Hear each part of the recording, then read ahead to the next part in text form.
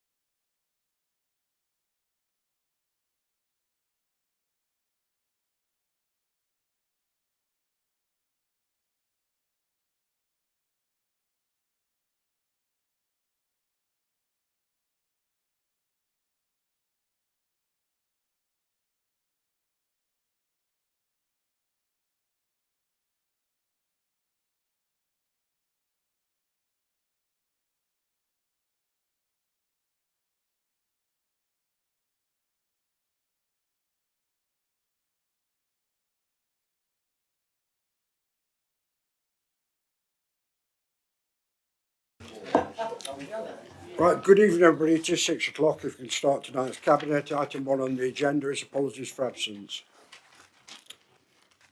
Yeah, apologies from Councillor Liz Williamson. Thank you. I understand she's not very well, Richard. Could you please pass on our best wishes for a speedy recovery? Thank you very much. Item 2, any declarations of interest? Sorry, me again. Item 5.7, which is the capital aid request from Broxtowe Youth Owners, because I'm the chairman of that organisation, so I'll leave the room for that item. Okay, thank you very much. If as the meeting unfurls, if everybody realises that it may inadvertently have an interest, please declare it at that time and we'll make the appropriate allowance for it. Item 3, the minutes of the meeting held on the 4th of November 2025, set out on pages 13 to 18. I'll move them as a true and correct record. Second that. Any questions or comments? If not, all those in favour? Minutes are formally adopted. First of our items tonight then is the scrutiny reviews set out on pages 19 to 22. Delighted that once again the Chair of the Scrutiny Committee is here tonight, but I'll go first to Mr Jeremy Ward and then I'll pass over to Sean Danahan, the Chair of the Committee. Thank you, Chair. The Scrutiny Committee, the Overview and Scrutiny Committee continues its work programme. The Task and Finish Group is continuing its review of cemetery memorials. It's starting to near the end of the review now after sort of lengthy evidence gathering. We're having an extraordinary meeting of the Overview and Scrutiny Committee on the 15th of December and hoping to bring that report back to the meeting of the Cabinet on the 16th of December. Thank you, Chair. Thank you very much. Thank you, Chair. Yes, so it has been quite a long review. We've got a lot of information. We're having actually meeting tomorrow in the daytime. All the people from the Task and Finish Group to discuss our findings and hopefully put some recommendations together, which we'll take to the scrutiny committee, as Jeremy said, on the 15th, and hopefully bring into the cabinet on the 16th, so we're finished for the end of the year. Brilliant, thank you very much for that. Any questions or comments? No, if not then, it's a noting report, duly noted.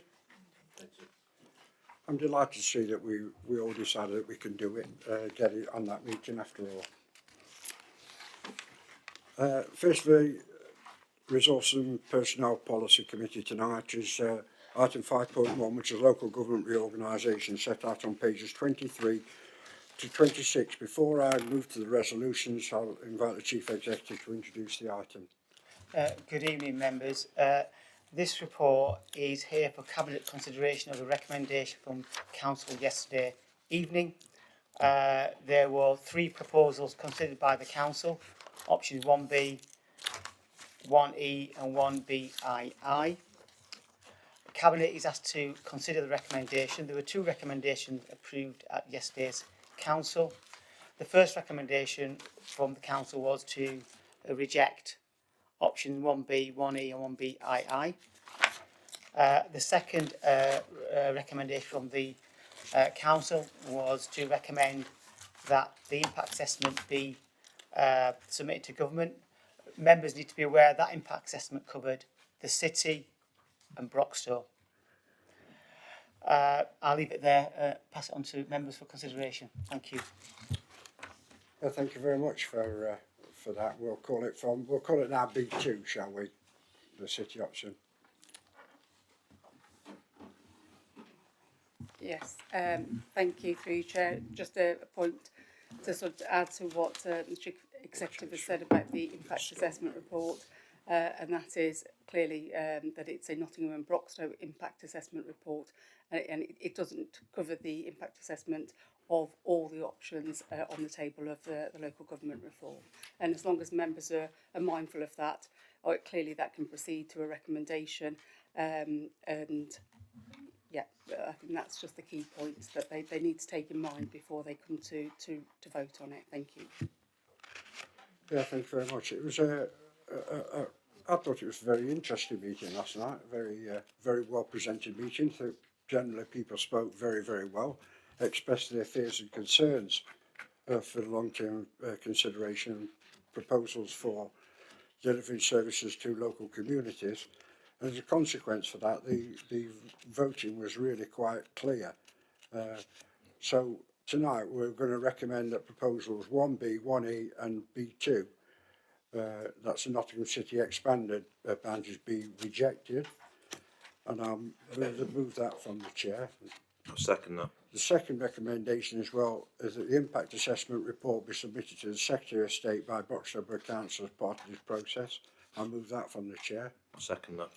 And further colleagues, I'd like to add, when we inform the Secretary of State tomorrow or later tonight or tomorrow morning, later tonight, you know, you've still got till 12 o'clock tonight, you know, before it's officially the end of the day. And we will add a call for that to halt the process and to give proper due consideration to the way in which services are delivered in the Greater Nottingham area.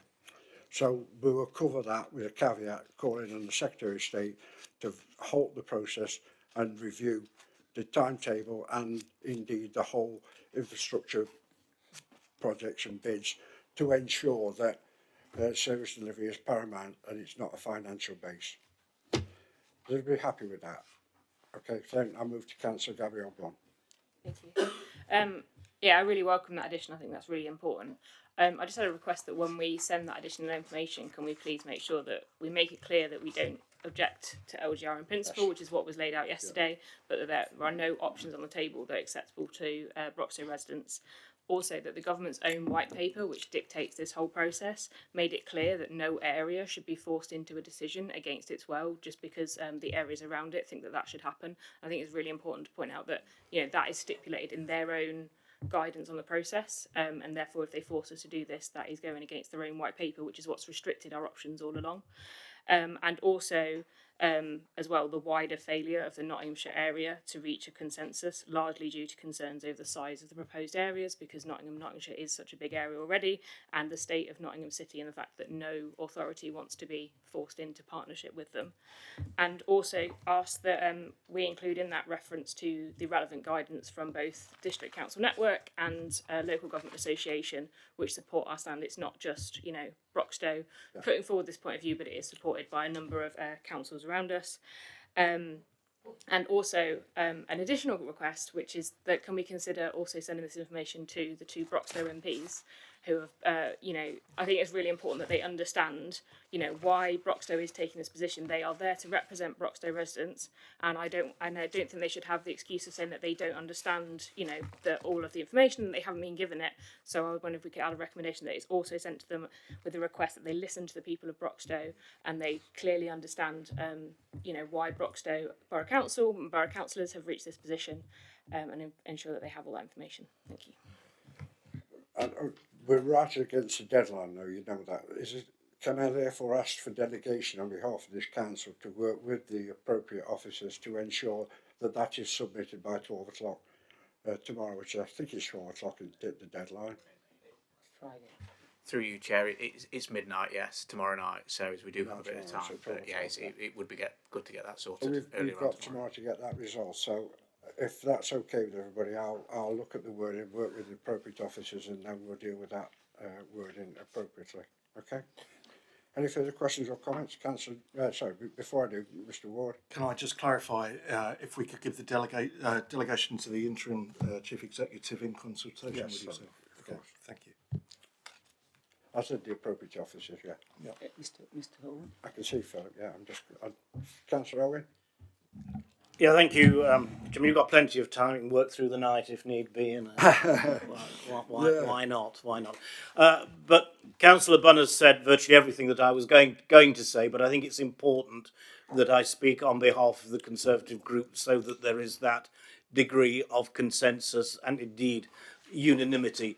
The only thing that I would say or ask is to expand a little more is to emphasise the fact that we are not averse to local government review. Absolutely. And with the outcome being a unitary authority, but one which the majority of Broxtowe residents can subscribe to and not oppose. And I think that is of paramount importance, but I would endorse everything that she said.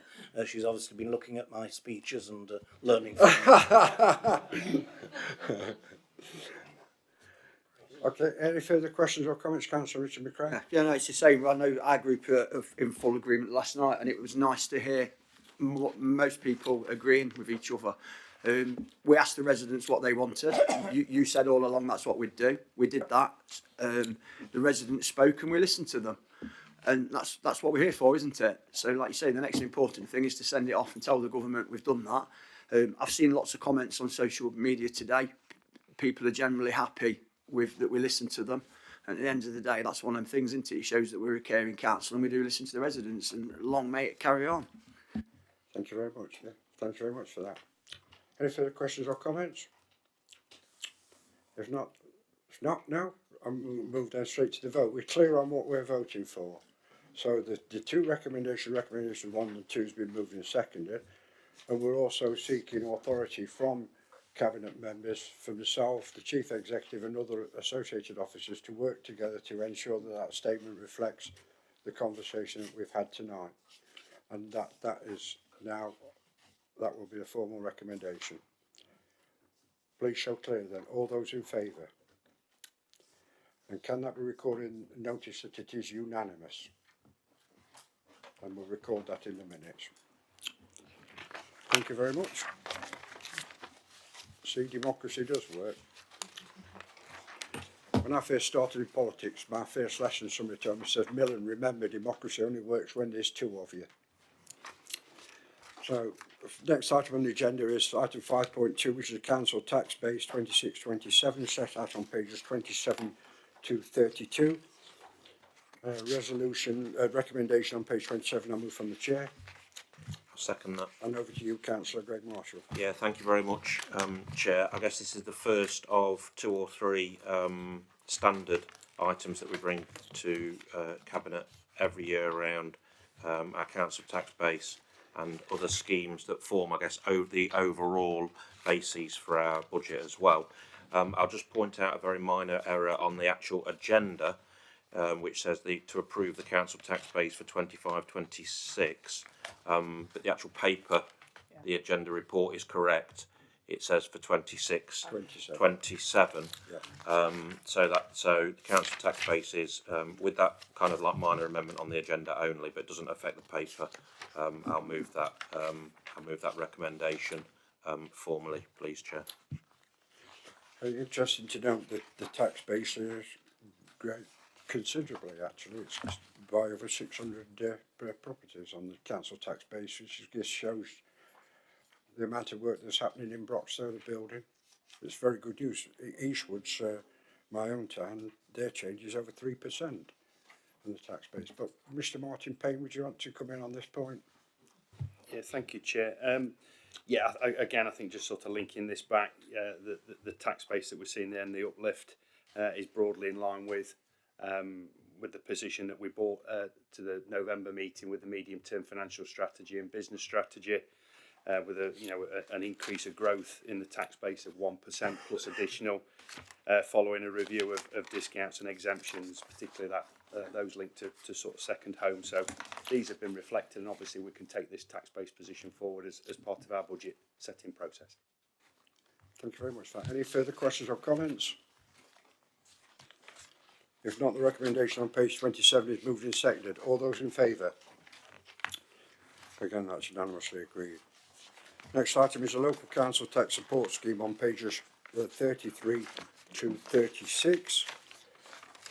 We're asked tonight that the Cabinet recommend to Council the current local council tax support scheme remains in place for 26-27. I'll move that from the Chair. Yeah, thank you. I'll second that, Chair. Over to you, Councillor. Yeah, thank you very much. We touched on this, or a couple of people touched on this briefly last night in the debate on local government reorganisation, and Broxtowe, since the end of the council tax benefit season at the end of 2012-2013, obviously took the decision and has every year since to replace that with a local council tax support scheme, supporting some of the most vulnerable people across our authority. There were some considerations that, we would see any potential reorganisation that saw us merge with other authorities, place this type of scheme under threat because of what we do. We're pleased and we're proud that we undertake this, and I'm pleased to recommend that we carry on with the local council tax support scheme as set out on the papers. Thank you, Chair. Thank you very much for that.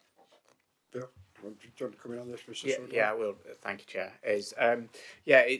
As Councillor Marshall's alluded to, it's a scheme that's been in place since the 1st of April 2013. It pretty much mirrors what the council tax benefit scheme was prior to that. It's probably one of the more generous schemes, probably the most generous scheme within Nottinghamshire. It is only applicable to working age recipients of local council tax support. Anybody over a pension age or a pension age, they receive a national scheme, which again is very similar to the scheme that we're proposing. So there's not a significant difference between our working age and our pension age in respect of the council tax support that they receive. At the moment, it's assisting approximately 3,500 working age households within the borough.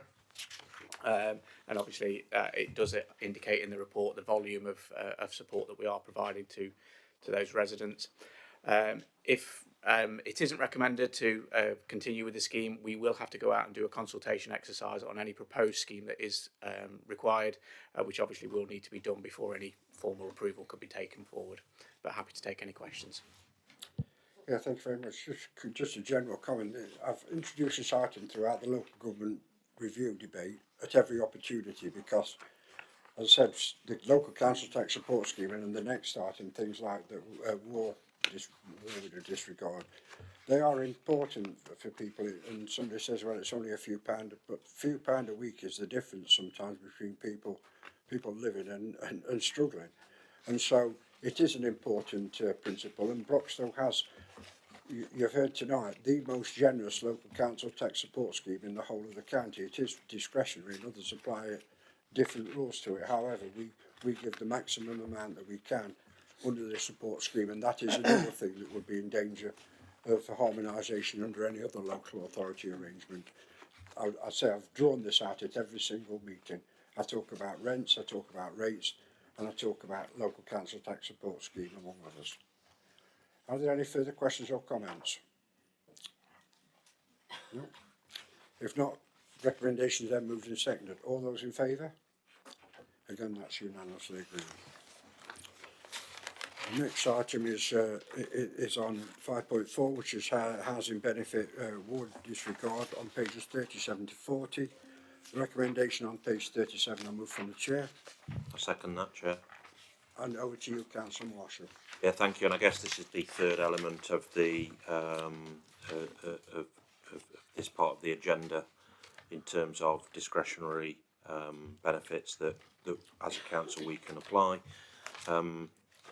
Almost by definition, there's a dwindling cost implication and amount of people eligible under this scheme for war disregard, but we want to maintain that currently.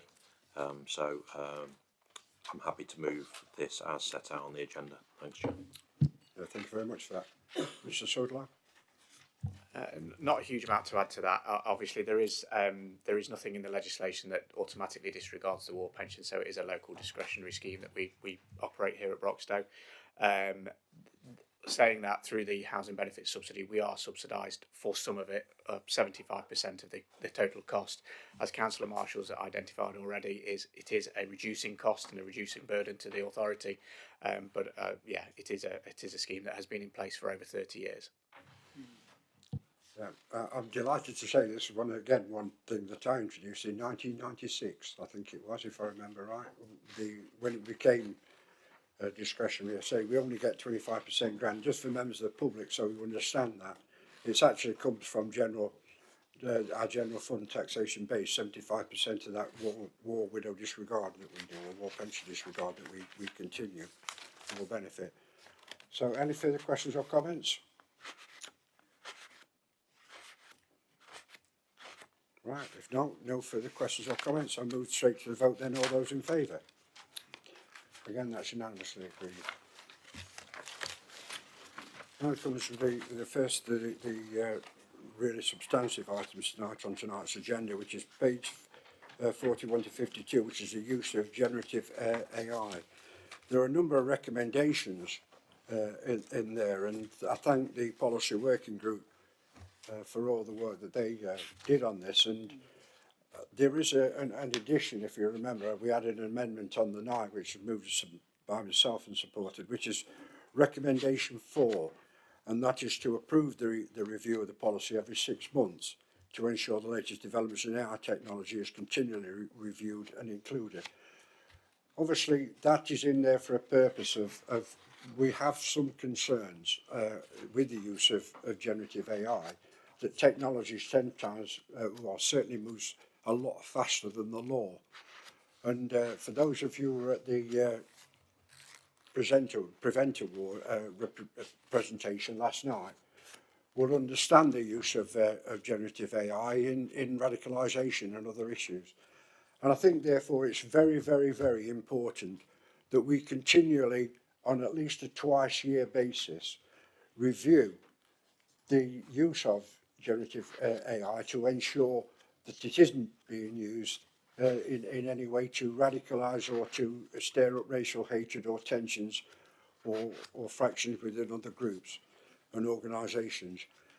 What I want to say to Cabinet tonight, I want this to go back every 6 months to the Policy Overview Working Group to review the current legislative arrangements and to review if there have been any attempted breaches, and to work as well together with the Prevent programme which came last night. I had a bright spot when I was watching that presentation last night. It would be very, very useful, I think, if we could do a 6-month review incorporating the PREVENT programme as well, to ensure that people, young people in particular, aren't being radicalised, bullied, threatened, intimidated, particularly those who are most vulnerable. So with those few words, recommendation on page 41, I move from the chair. I'll second that. And over to you, Councillor Marshall. Yeah, thank you, Chair. I think this is a good start, and the point you're making around recommendation 4 is a good one in terms of, as we establish implications, we should be reviewing it. You know, I can't help but think, obviously, the advent of AI is like King Canute at the minute. I don't think anyone can stop it in that sense, and it's coming, but it can be pervasive, and I think the policy, probably just walks the tightrope sufficiently enough, not only for the corporate reputation, the corporate risks associated, but also to the employees as well. And we should bear in mind when we are reviewing policy documents that there are probably risks to both, which need navigating. So we need to get the balance right between protecting the organisation, for instance, and we're not unique in that, by the way. So every large organisation who's using AI technology, I'm in the Environment Agency, similarly, there's an ongoing significant discussion around the use of AI in the Environment Agency. Copilot, for instance, is a preferred model within a preferred system within the Environment Agency, but I didn't realise until recently Copilot allows access to organisational OneDrives of your own personal documents on organisational drives. So Copilot, the artificial intelligence in itself, can access information that you create and content that you create on organisational computers in that sense. And I think there's a risk there to the employee. There is, of course, to the organisation as well. So it's about ensuring that particularly 3.1 governance, particularly 3.4 confidentiality, and particularly 3.5 ethical use are also carefully assessed and carefully discussed when we're having those reviews as well. And the final thing I'd say is, notwithstanding the fact that, you know, I'm in overall general support of this policy, it is things that we need to discuss around governance, for instance, and I understand the concerns that an organisation might have under 3.1 around using AI, but are we really saying in practice, although it says there in writing, are we really saying in practice that if, you know, one of Darren's team wants to write a presentation on asset management, are we really saying he's got to seek chief executive approval to use AI to start a presentation on asset management? I'm unsure about that, but I think the organisation needs to think about permissions and governance when talking about the use of AI. But I think the balance is probably about right now, Chair, and I support this report and the recommendations, but I think we need to constantly have those things under review, and I'm sure it does Greg Dwyer's heading, you know, quite significantly, because this is a very, very fast moving, and, you know, Mr. Dwyer's got to be responsible for the corporate risk that AI poses as well, and that is not insignificant. Thank you, Chair. Thank you very much, Councillor Marshall. Mr. Dwyer, anything you wish to add to the report? Only that I agree what Greg has said. There are risks with the use of AI, hence for the policy and the governance to be in place to ensure that we reduce those risks. And there are positives that can come from the use of it as well, and especially around the operations and the efficiencies that can be gained through using the technologies. But it does have to be done carefully, and that's what the governance in place and this policy in place should effectively do. Thank you very much for that. Right, questions or comments? I've got Councillor Skinner first and then Councillor Vanessa Smith. And I don't know much about this kind of stuff because I was born in the days of blackboards and chalks and things like that. But my understanding is that AI is very uses a lot of water, and I think it's true, and I think there are climate implications in that, and there's none noted in the report. Okay. I didn't pick that up, I'm sorry. Because there's thousands. It's a vast thing that does it, and it has to cool it down with loads of water, and they don't have Right, so I'm with you. they don't have an alternative way of doing that. So the more we use it, the more we're damaging the environment, apart from everything else. I've got Councillor Vanessa Smith next. Sorry, I didn't realise it meant that water cooling on the system. Sorry, I mean. Thank you, Chair. I think I read somewhere it's like the equivalent of flushing the toilet 5 times every time you ask ask a question or something like that. Yeah, because of the cooling of the data centres. I work in education. I'm a teacher, and AI is something that we're talking about every day at work. You know, students are using it whether we want them to or not. Sometimes in ways that are not particularly helpful to their education, sometimes in ways that very much are. But the thing that I struggle with in my day job is that we're not talking enough about the ethical implications, the environmental implications. So I'm really pleased to see that is clearly laid out in this policy, that we're taking that approach and focusing on, you know, the issues around data security, the issues around bias in AI. All of that is covered in here, which is very promising. So I'm happy to support it. Thank you. To answer your question, I think it's a very good report. I agree entirely. But the reason it was added to, as I say, to make sure that we are ahead of the game when it comes to reviewing our policies every 6 months or twice a year. So that we'll report back to policy working group who will carry out a 6-monthly review. But Councillor Richard McCree next, and then Councillor Gabrielle Bond. Yeah, I'm fully supportive this. I use AI quite a lot, and I think it's very exciting and it's interesting. And I think as a council, if we didn't use it, we'd get left behind. And that's the same with lots of places, isn't it? One of the organisations I work for, one of the girls there has been watching Terminator too much, and she thinks it's going to take over the world and everything. But let's hope she's wrong. But no, it is important. This report is written well. I think, you know, the staff, you've got to trust people to use these things. I've never had a problem with that. I think the staff will use it responsibly. I do think the 6-month review is a good idea. And AI, yeah, it is a future thing, isn't it? I know something else will come out and we all get excited about that, but anyone that's using it now can see the potential it's got and the good stuff you can do with it. And then if you get really good at using it, the stuff's absolutely amazing. So I'll come round and sit in your garden one day and show you how to create some crazy pictures. And I know council officers won't be doing that using council stuff because I have the real stuff in my garden, real flowers. No, I'm gonna get you and get you on a really funny one. But joking aside, it is important. We do as a council need to be doing things like this because it's future proofing, isn't it? And any organisation that doesn't use AI is just going to get left behind. So it is important that we do it, and it is more important that we do it properly. And I think it starts us on that right way, doesn't it? So fully supportive of this all day long. Thank you very much. Councillor Bunn.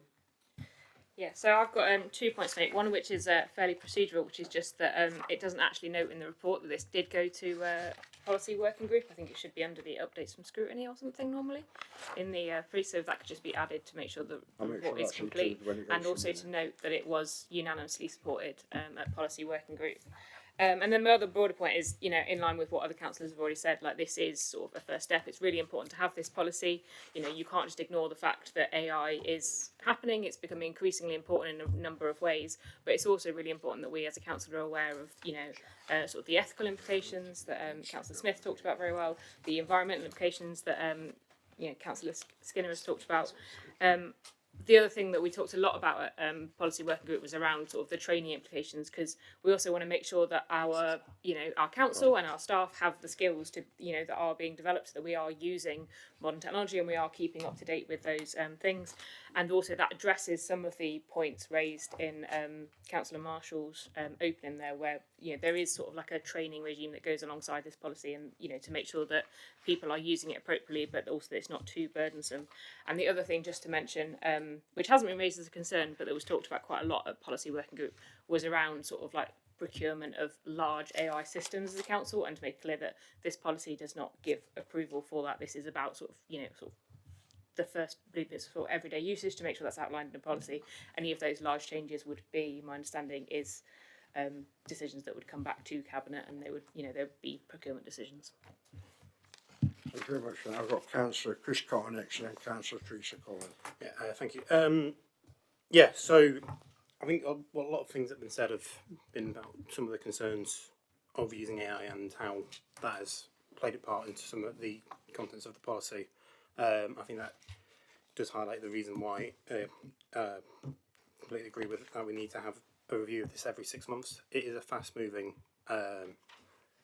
technology. I remember it wasn't too long ago when there was a very creepy video of Will Smith eating spaghetti, and the image got very distorted when he started and just with normal movement, and now it's gone quite sophisticated, and it's very hard to tell difference. Sometimes people have to like zoom in on certain things, like it's not got this right, it's not got that right, and also, well, we're just seeing with the increased use of it, we're seeing examples of where it's not ethical to use. We've seen again not too long ago copyright infringement. One AI very clearly trained on Studio Ghibli films, started putting out art that looked a lot like it. That kind of overstepped the line, and there will be ethical issues with it as well, because I have seen videos of political figures make speeches with AI. So I'm happy that we'll be reviewing this every 6 months, because there will be things that come up that we may not know at the moment, but there may be stuff that will come up in the future. We could use emergency powers, you know, but I think it's more appropriate for the policy overview working group to constantly review the changing situation. And I think 6 months is fine, but if there becomes an emergency or an abuse of the system, then the chief executive and leader can act with the appropriate powers accordingly. However, I think the review system would be far better if we can use it as a 6 month review. But Councillor Rita Cullen. In my long life, and it has been long. You're still a youngster yet. There's been lots of technological advancements, and each time one comes along, we've always been worried it's going to cause great difficulties for us, and mostly they have caused great difficulties for us. I'm a bit like Councillor McRae over there. In my day job, we use AI every day, and it's so exciting and so interesting. And in my charity, we use it to generate promotional materials, posters, statements to advertise Speeches things. for council, some did last night. Never, no, all handwritten by me. No, I don't mean yours. Yeah, not me. But in my day job, we use it for helping us to write funding bids and all sorts of things. It's very, very exciting, and we use it a lot. We've had a policy on it for a while. I think it's very, very important. But also in my day job, we're currently looking at the difficulties around young people, particularly vulnerable young people using AI. We work a lot with young people who don't leave their homes because of after COVID, never went back to school and things like that. And the problem of young people using AI as a confidential friend and asking questions. And there's been a couple of recent cases where young people have committed suicide because AI's helped them to make that decision. So I think, it's not that long ago that none of us did online meetings, and then COVID came along and we all had to be trained into how to actually get onto. We had to decide which was the best platform to use and decide which one. And I feel like whenever there's something like this, what we really need is across the board training in a company policy, a council policy, and then across the board training in what we can use and how we can use that. How it should be used and how it shouldn't be used.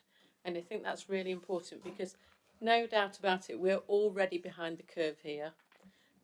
Out in the world, in industry, everywhere, AI is used on a daily basis, and it is so exciting and so much fun to use. Yeah. But I feel like we have to have a clear policy of how we use it and understand the great benefits, but also the dangers of it. Yes. Thank you. That's a bit that concerns me. As I say, you saw on the Prevent last night, the person who sits at the top of responsibility is the leader of the council. And so, what I want to make sure is that in our use of generative AI, that it is used positively and constructively, and is not used by others for for, we all know what happens whether it's grooming, whether it's political or of any other ways. So what we'll do is, I've just done a quick nod to the Vice Chair of Policy Review Working Group as well. We'll look at some training events that can be recommended at the next one that we do, and I think that would be a useful occurrence. So perhaps we can talk after the meeting, yourself, Greg and Gabrielle, and establish a training programme for AI for all members. Well, for all staff and members. Well, all staff and members, yes. You could ask AI to write you one. All right. The policy fix and the training. Yeah. Okay, any further questions or comments? If not, then the report has been moved and seconded. All those in favour? It's unanimously. The next item on the agenda is grants to voluntary and community organisations on pages 53 to 70. I've got a marginal interest in this, in the Eastwood People's Initiative, and I was going to do that one separately, but I think under the circumstances, I'll leave the chamber at this point. Leader, I also need to leave the chamber because I'm the chair of the Beeston Rylands Community Association. Oh, are you? Sorry, I didn't realise that as well. I must have missed that one, yeah, okay. Well, not on the next item, it's not this one, mine's the Yeah. next one. Sorry? Been on there. So, That's Stoke Community Association. Sorry. If you want to go, I'll take the money off them, but I'm sure they'd appreciate it. I'll vacate the chair at this point and I'll pass over to the deputy leader. And do you want to take these individually or take them as a whole? Okay.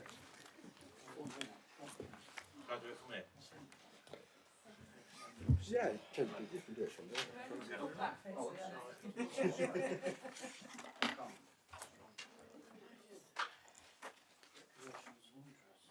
I volunteer at some of those things, but I don't think I should prejudice my right to support them. Through you, Chair, it's if you feel as though there's no interest, obviously the guidance is there in the front as to whether you feel you have an interest. If you are not predetermined on these issues and you feel there's no interest, you'll be able to stay. If you do feel as though you're conflicted at all, I'd suggest you'd vacate. But I'm afraid it's your decision, Councillor. Okay. Thanks ever so much. Councillor Radulovic did set out, these are grants to voluntary and community organisations that we support. And when I take a glance at the list of those clubs and community groups on top of page 55, I think they should all be known to us, because you can see that they've all had previous grant awards as well. I'll just reiterate to everyone that any organisation that has a previous grant award, or indeed a proposed grant request of £5,000 or more as a service level agreement with us as a authority. I don't intend to go through them one by one. I'm going to kind of I'm going to propose that we move them on block, unless by exception anyone's got any problems with that. So I'm proposing that from the chair. Can I have a seconder, please? I'll second that. Thank you very much. Any comments, observations, or contributions? Councillor McRae. Just a quick one. It carries on from what we said last night, doesn't it? You know, we were saying how we support groups and organisations in the great work we do, and we've got some of those organisations here coming to us for some funding. Without us giving us this funding, you know, who knows what they'll be able to do. A lot of them end up closing down. So these amounts, they're not massive amounts. They are in a total, but the amount of work, like I'll look at the top one, the second Beeston Scouts group are asking for just over £2,000. The amount of value they're going to get from that, and the amount of the youngsters they're going to help and support it's unbelievable. And that's the same all the way down the list, isn't it? These small amounts of money here that are being requested, this is going to support thousands of people in our community. It's pretty good to be able to sit here and say, yes, I want to support these people. It really is. I think that is an excellent point, actually, Rich. If previous chief exec was here, Mrs. Hyde, she would have said that they have the value, although the cash value to us as an entity may be manageable, to these individual organisations, which is the exact point that you make, makes a significant impact. You know, I know Phoenix Community Foundation, and here we are offering a grant to them, and it's literally hundreds of kids in one of the most deprived areas in Broxtowe that they are being proposed to help, and I think that's a great thing. Thanks, Councillor McRae. Any other comments or contributions? Councillor Bunn. Yeah, so I'll start with seconding exactly what's just been said. Like, I think it's really important that we, despite not being like a grant making organisation, like statutorily, like we are able to like put the support aside and we are able to support these groups. And like I say, the majority of these are relatively small amounts of money that make a huge difference in communities, and I fully support it. My concern, and it's not to say that I don't want to fund these organisations, but I think it's something that does need to be looked at, is that obviously we are forecast to overspend the amount that we put aside for these grants, and some of these grants are, over the last couple of years have grown considerably in the amounts that these organisations are asking for. There was a jump sort of last year for quite a few, and there was another jump this year. I do think something needs to be look at, do we need to put more aside into the budget to support these organisations? Do we need to do more work with them? Make sure that we're offering them to make sure they can get further funding, because my concern is, it is a really tough funding landscape at the moment out there for charities. We are obviously trying to do all that we can to make sure that these organisations are supported, because we know how important they are to our communities, we know what difference they make, but we cannot fill the funding shortfall of, the national picture that is happening and the gaps that are opening up elsewhere. And I wonder if this sort of needs a bit more of a strategic look at it to make sure that we don't end up next year with a further increase and it gets to the point where we can't continue to support these organisations at the level they require. And there's a problem coming there. So, like I say, I'm very happy to support these applications. I really want to make sure all these organisations succeed. They do a brilliant job. What I don't want to end up is sort of this continues to snowball when there may be some sort of interventions we can do to ensure that doesn't happen, and make sure these organisations continue to get the funding they need, they continue to operate sustainably, and they continue to provide the really amazing services that they do in our communities. Yeah, I think it's a valid point.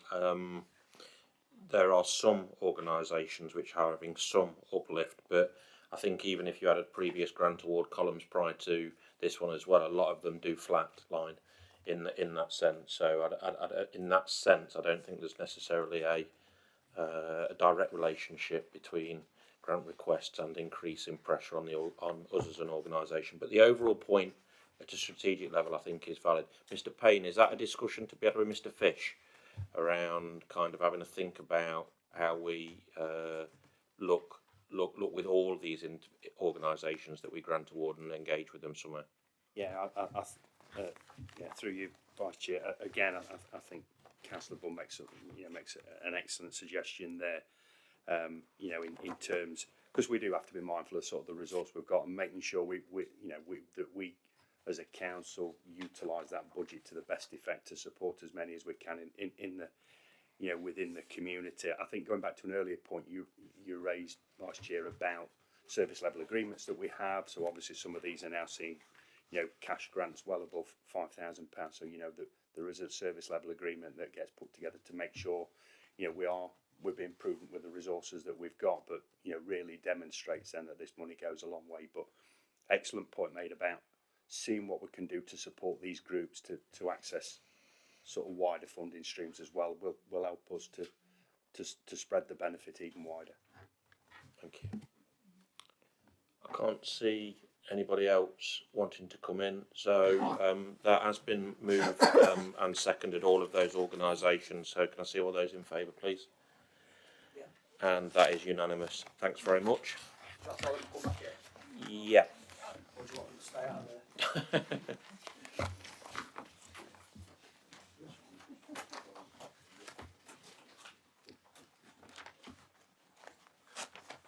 I've dropped my phone in some water, so I have no mobile phone. Oh, right. It's like so much freedom, so much more time. Yeah, yeah. Put it in a bowl of rice, that will just dry it out.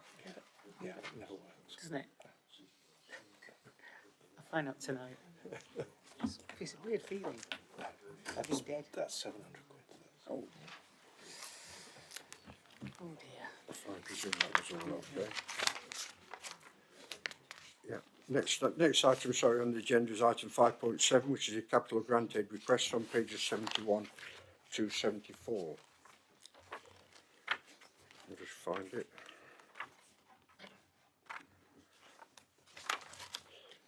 We're asked to consider and resolve accordingly, so I'll move on to Councillor Marshall. Yeah, thank you, Chair. It is set out on 71-74. I think it's a small capital grant aid request for just over £1,600 for improved CCTV at Broxtowe Youth Homelessness. You can see, you know, on page 73, the excellent work they do. I do want to just thank Councillor Richard McCrae. I know he's not in the room, but he did. He was paying a visit and had a discussion with Broxtowe Youth Homelessness. I know we all do to a certain greater or lesser extent, but that through that discussion, you know, we thought this was meritorious for a capital grant application and our relationship with them as an organisation. So I was happy to support it, but it was Rich who came to us initially with it. So I'm happy to support that. The full amount. For the full amount, Chair. Thank you very much. And I uh, propose that from 1,643. Yeah. Thank you, Chair. Quite happy to second that. Yeah, I'm just going to see if anybody else in Cabinet wants to make any questions or comments before I go to Councillor McGrath. Thank you, Chair. Yeah, just the fantastic work they do is unbelievable, but just in future, could we, with the Chambers works being built in the centre of Stateford, because the home isn't, I know it's called Broxtowe Youth Homeless, but it's out of the way, Millen. You know where it is, Greg, don't you, off Church Walk? And it's difficult for people, God forbid, who are homeless to find it. So perhaps us as a council could talk about moving them into the new building later on when it's done. Okay. And perhaps they'll have a better home that looks more suitable. Yeah. I mean, obviously you've got to talk to them, yourself, Richard, or whatever, because it's out of the way, Millen, that's all. I don't mean it's out of the way, but if you didn't know where it was, you won't find it. We'll look at that positively. Yeah. Okay, Thank you. So, Councillor Bullen, and then I'll come to Councillor Owen.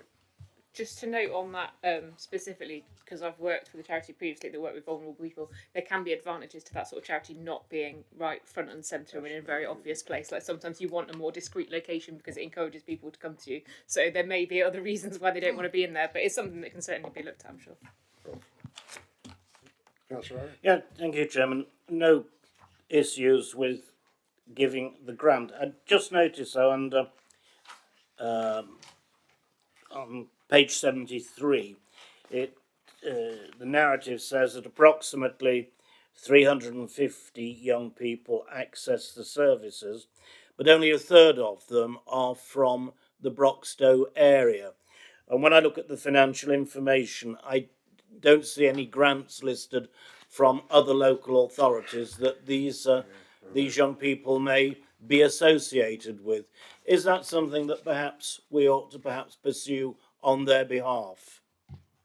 Yeah, I think that's a sensible suggestion, actually. I know quite a few of them come from the city and quite a few from Erywash as well. City, wow. Pardon? The city, wow. Yeah, they do. I was trying not to be.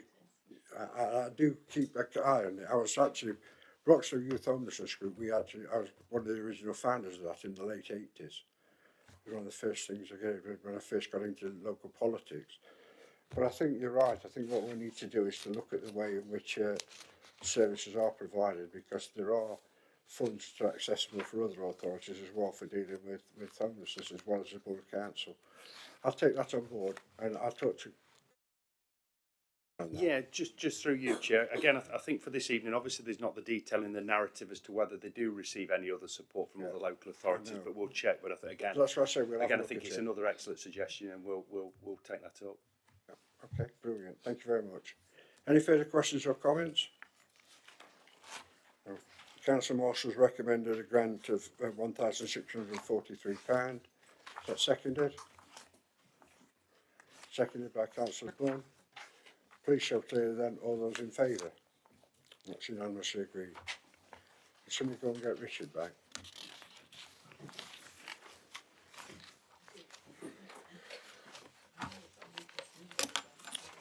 I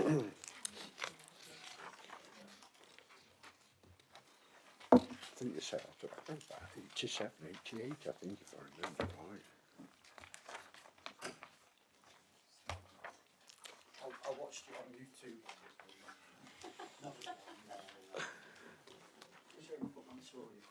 What does that look like on virtual AI? I hope I look younger than I did on in the flesh. We did, but we kind of happy. I don't know if I'm. Put some wrinkles on it, yeah. Two servers needed to make that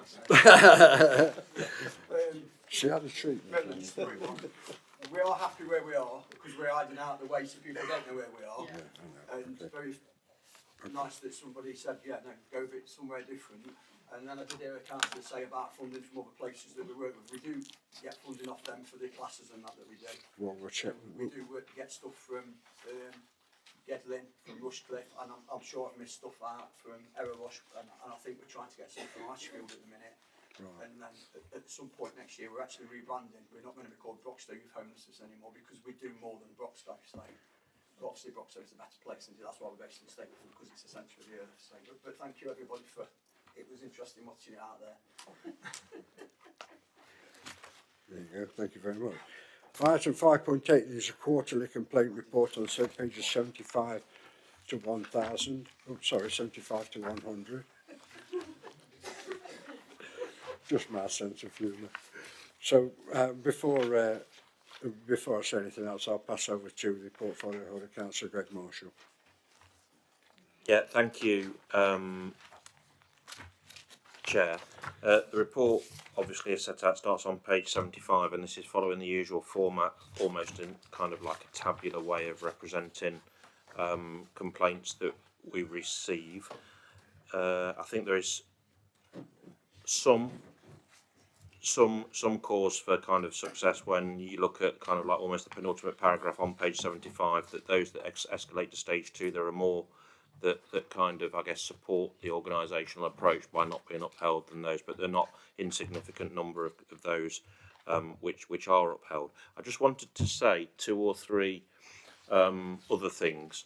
The first one is I think there's been an uptick in complaints for housing operations, which I'm sure Rachel will be aware of, but they're predominantly due to obviously the recent communiques and engagement around removal of items in communal areas for the fire safety risk assessments, and I think there is more for us to do as an organisation in just understanding kind of that approach and seeing if there is any way that we can just double check that and in all circumstances. But obviously conceptually it's important that we ensure that fire safety is our number one and primary policy, that unequivocally there will be no deviation from ensuring safety being the number one priority.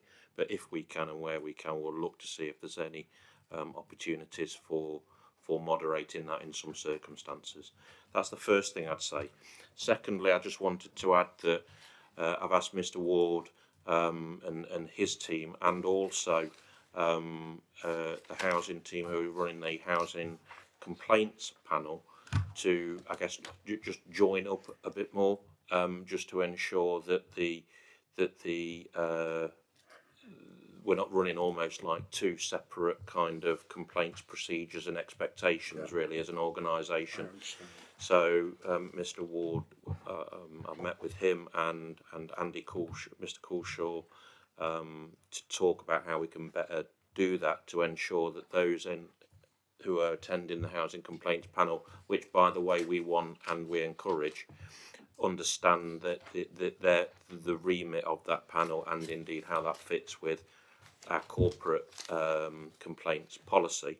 And the third thing I'd say is just a bit of good news really as well, which sounds a bit of an oxymoron around complaints, but through that housing complaints panel, for instance, we've had a particularly well-informed and well-engaged member of that panel who has corresponded significantly with me and with the organisation.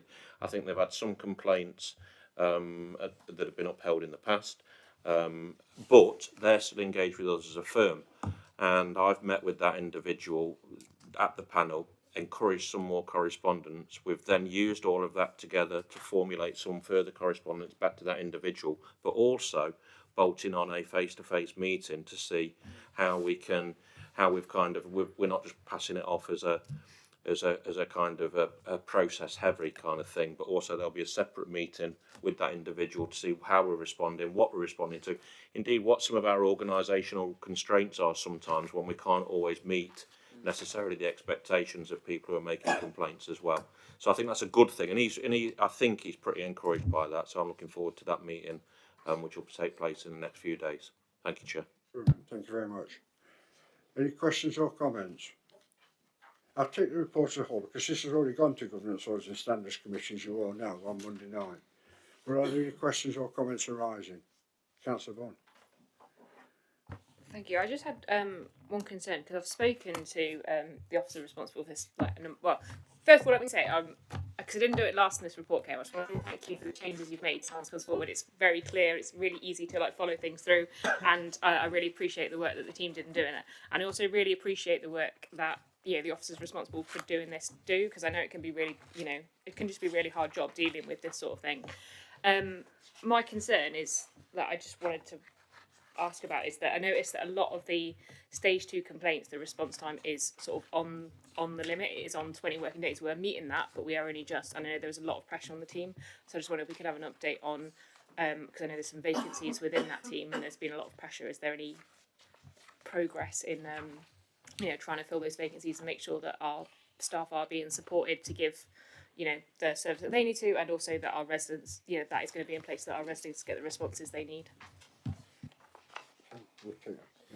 Through you, Chair.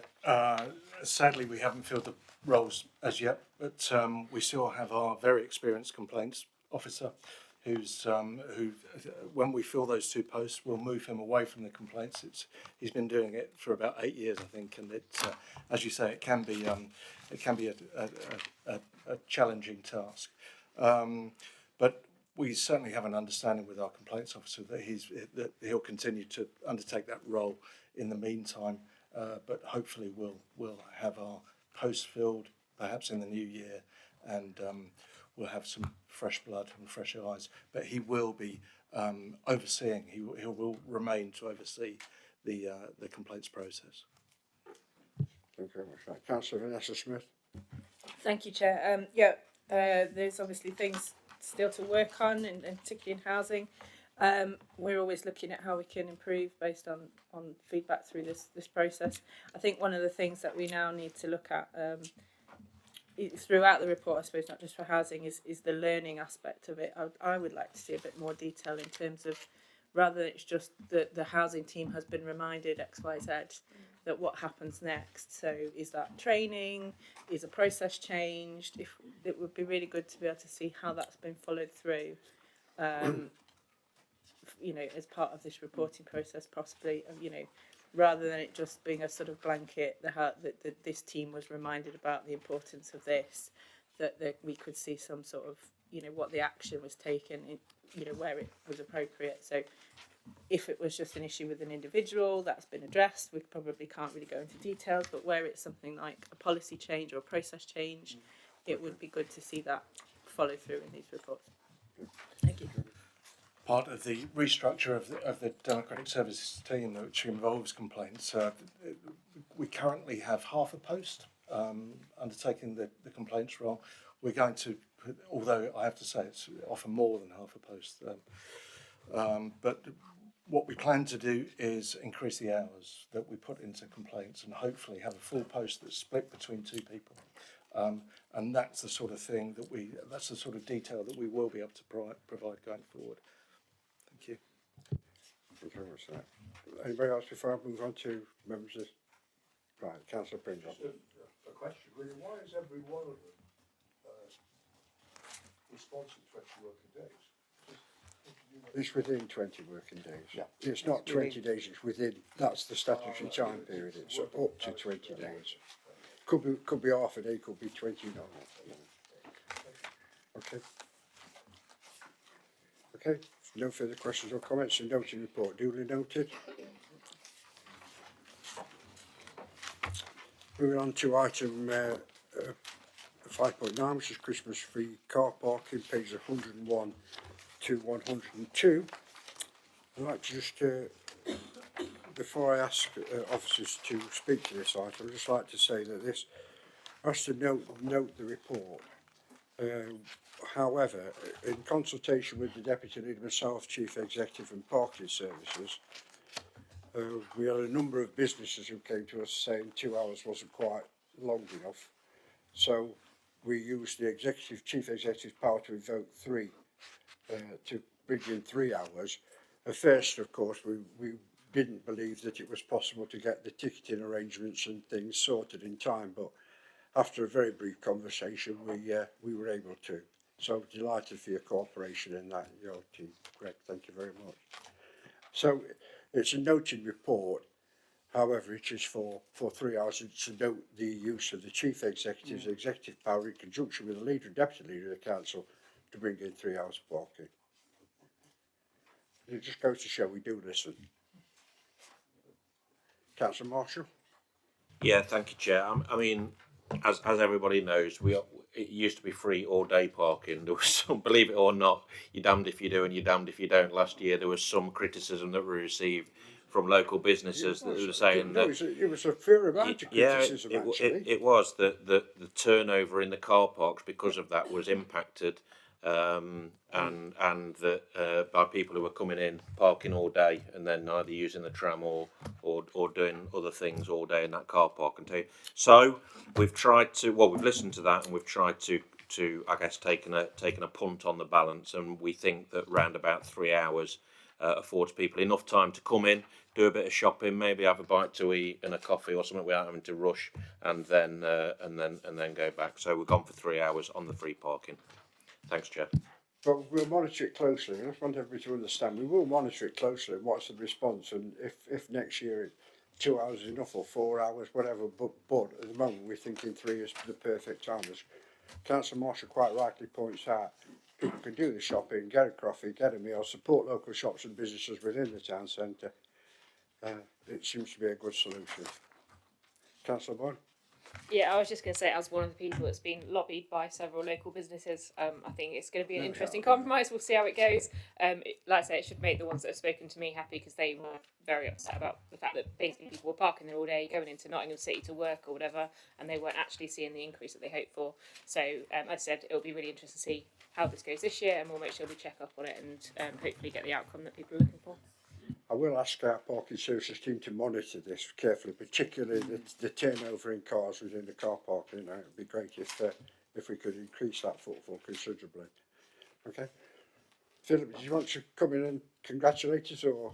Well, I'm happy to support this and and make the suggestion that perhaps introduce it for the whole year, rather than just over the Christmas period, since it's in accordance with business growth to invest in our towns, and I presume that's our people, not out people.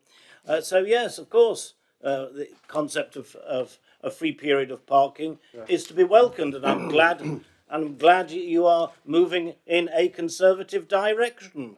No chance of you getting no chance of you getting back into the Labour Party. But yeah, of course, I'm glad you're starting to see the light, even if it's only Christmas fairy lights. The last time I saw the light, it was some rotten person with a torch bringing me more work. That was the last time I saw the light. But we're announcing tonight that we are doing three hours. I'd like to thank Reg Wire and his team for the way in which they've been able to bring in this at short notice, and I thank the Chief Executive for use of those emergency powers, and for all my councillor colleagues who had got nothing better to do than ring me up at a late night. I think it was a Thursday or Friday night, telling me we ought to have done 3 hours parking this year. And so I thought, right, okay, if that's, you know. So it really is just a noting report, but note the use of the Chief Executive's emergency powers. Noted. I remember from 2015 to 2019, Philip, when you were in charge of the council, you never brought in free parking. But next item is on the agenda is review of the corporate plan progress and financial performance, pages 103 to 172. There is a lot of good information contained within this document. I'd like to place on record my thanks to all our staff during what has been a particularly difficult time, I'm sure you're aware, with all the uncertainty to people's jobs and careers around local government reorganisation and the fears that's brought into staff.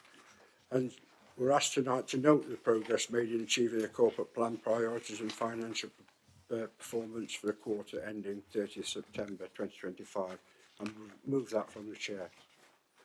Second that. Over to you, Councillor Marshall. Yeah, I'll just touch on pages 107 and 108, which sets out the performance summary. As you glance through the detail of each of the priority areas and indeed the individual tasks, you'll see a lot of progress and a lot of green, which is Chair, you've noted is kind of like representative of the excellent effort that staff put into delivery, which is great. On page 108, you'll just see a slight comparison between kind of like progress versus forecast, and you can see that even then there is significant good performance indicators, a couple of outliers around alert levels, but that's across the forecast area. One day I'm hoping that no matter how many times we say it, we'll get better at representing forecast information and in our planning, in our performance documents, and I think that will go a long way to helping people understand our delivery is achieved, obviously, throughout the performance year. You know, but it has been a period of uncertainty. There has been a period of transition, and I say there is a great deal of concern among staff that's certainly spoken to me about concern that they have for their jobs and their careers with LGR and although the Fairer Funding Review promises to be exactly that, it's never been that in the past, and all I'd like to do is that we'll be looking again for a budget this year with no cuts in jobs or services. And I think that's fair to say, Councillor Marshall. That's exactly what our priority will be. Absolutely, that has been our headline manifesto commitment for a number of years now. No cuts to jobs and services, and we think we stand out on that commitment, and we're very, very pleased with it. And I guess alongside and thanks for the reminder, because alongside the individual performance data on tasks, of course, the Appendix 2 is the financial performance of the organisation, which underpins, frankly, the delivery areas that we do as an organisation as well. And despite some incorrect criticism and analysis from neighbouring authorities, we remain in a sound financial position, which allows us to do sound financial decisions and carry on delivering. Thanks, Chair. Thank you very much for that.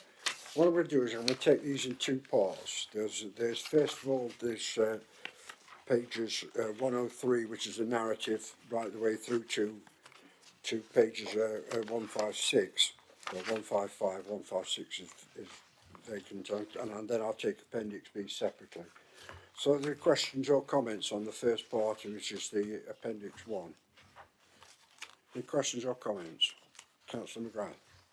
Thank you, Chair. Just page 119, isn't it? Is it green? Yeah, page 119.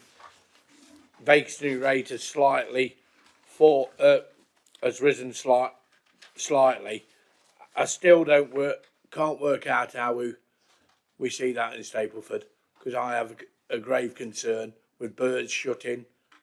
That might be the market reason, I'm not sure. Yeah. But I think we need to look at how we get these figures, because for years I can never work it out. There's going to be more problems I can foresee, but I'm not calling them problems, because they honour again that money, the 21.5 million. It is going to cause disruption to Stapleford, without a doubt. Walter Parker Square has gone out to tender, I'm led to believe. Yep. That will, again, Millen, as you know, that will slow the centre of the town down. And as long as, Chambers is going up, the pencil works, which again will be fantastic. but the centre of the town will end up falling well below any rate. I'm led to believe there's another shop shutting. I don't go by rumours. I wait till I'll go in and ask them, and I'm sure Richard knows the same. But rumours are rumours. But it does concern me that we are doing major works around the town centre, and they're going to last at least 14 months, and that it will have a knock-on effect, which it already has done in some of the areas, that we're going to be in a slight bit of trouble. And that's just, and especially with the other things that's come up through the budget and this, that and the other, without getting too deep into politics, Millen, there will be a knock-on effect in Stafford. Having said that, tomorrow will be Saturday, will be a fantastic event where the whole of the town will turn out, and that's thanks to Broxtowe as well. But I would like to look at Saturday? how we're going to, Saturday, yeah, Christmas lights. I would like to look at how we could possibly deal with the centre of town. Thank you. Okay. I'll tell you how I'm going. I'll talk to our team about that, and I'll talk to our rates compensation people. But I think most people in that area are rates free. I've got my figures correct. Feel like Most of them are business rates. Thank you, Chair. Any independent stores probably would be. I'd have to go through and evaluate them all, obviously from a small business rates perspective. But anybody that's maybe a national organisation would probably fall over the threshold for the support that can be provided. So they probably are paying some aspects of business rates.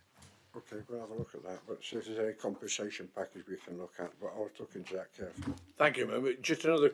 So, Mr. Payne. So on that then. So should we say Boots the chemist, for example? I'm allowed to say them names. Will they be under the same Yes, scheme? they're a national banner. They would they come under national? That's what I'm saying, Miller. They do. They not affect. What we're talking about is small rates business relief. We're small business rates relief, which is usually under 8,000 square feet. I think it is, Phil.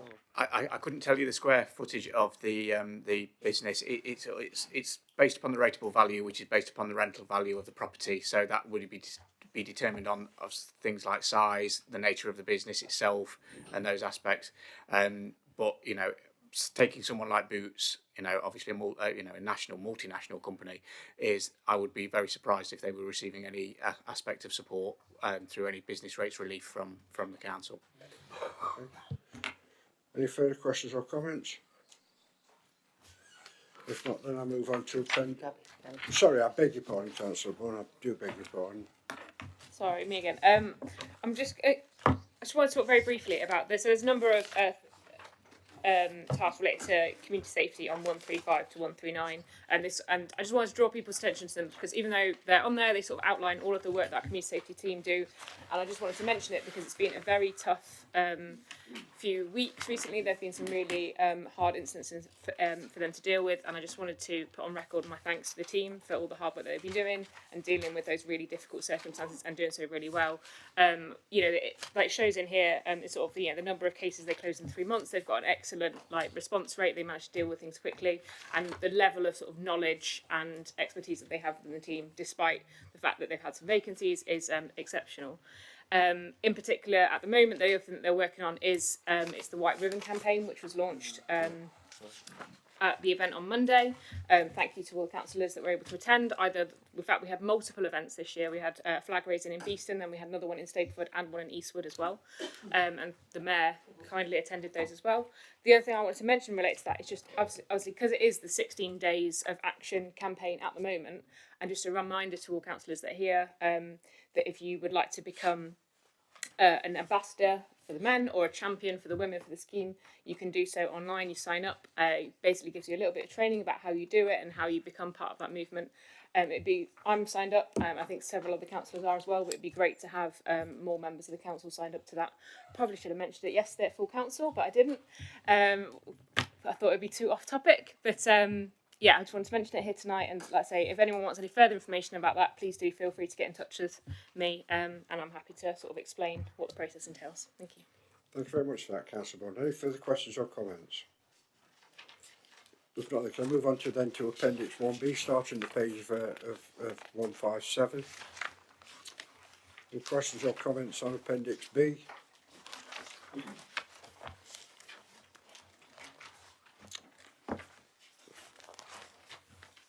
No, again, just draw your attention to page 171, 171, the number has on the housing delivery plan, acquisitions, land, assembly, new builds. We've got an awful lot happening at the moment, as you can see. Yeah. Okay, no further questions or comments. We're asked to note the progress made in the corporate plan, duly noted. Thank you very much. Moving on then to leisure and health now, which is the events programme on pages 173 to 192. And again, we're asked to resolve the events programme be approved, with associated costs and funding being included in the budget setting process for 26-27. I'll move that from the chair. Second it. Over to you, Councillor Cullen, then I'll bring in Miss Sarah Tidy. Chair, Leader. First of all, I'd like to say that I am really proud of our events programme at Broxtowe. We do so much with so little money across the whole of the borough, across the whole of the year, and with a very small events team, and provide so many opportunities for residents to take part in the events at no cost to them. I mean, obviously they do spend money, but largely there's an event that you can go to with your children, with your family, without having to spend a lot of money. So I'm really proud of it, and within these pages you'll see what we achieved in the last year, and then what we're planning for next year. And we've taken a really close look at what we achieved in the last year, and in fact in previous years. And all of this has been to each committee for consideration. And this year we're putting forward a slightly changed events programme, an enhanced events programme, because the team identified that a number of events had to be cancelled because of weather considerations. So we're putting in place some actions to weatherproof our events by holding them at venues where if it's a very poor weather day, we can move things inside. And also we're going to spread the events across the year, because we identified also from talking to people that residents attend events across the borough. They don't only attend. Stapleford residents don't only attend events in Stapleford. Beeston residents don't only attend events in Beeston. So we're spreading them across the year so that we had a cluster of events all around the same time. For example, the play days, or one after the other. We're going to move them across the year a bit so that there are things happening in all of the school holidays and in all of the areas.